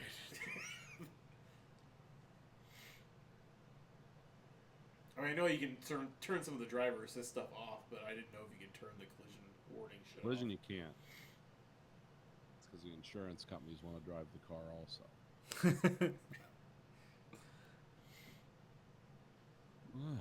All right, boys. I think that's it for this week. All right. So this week for the American Greed Factory podcast, this is Nathan. This is Conlon. Andrew? Goodbye, America. I feel a great sadness.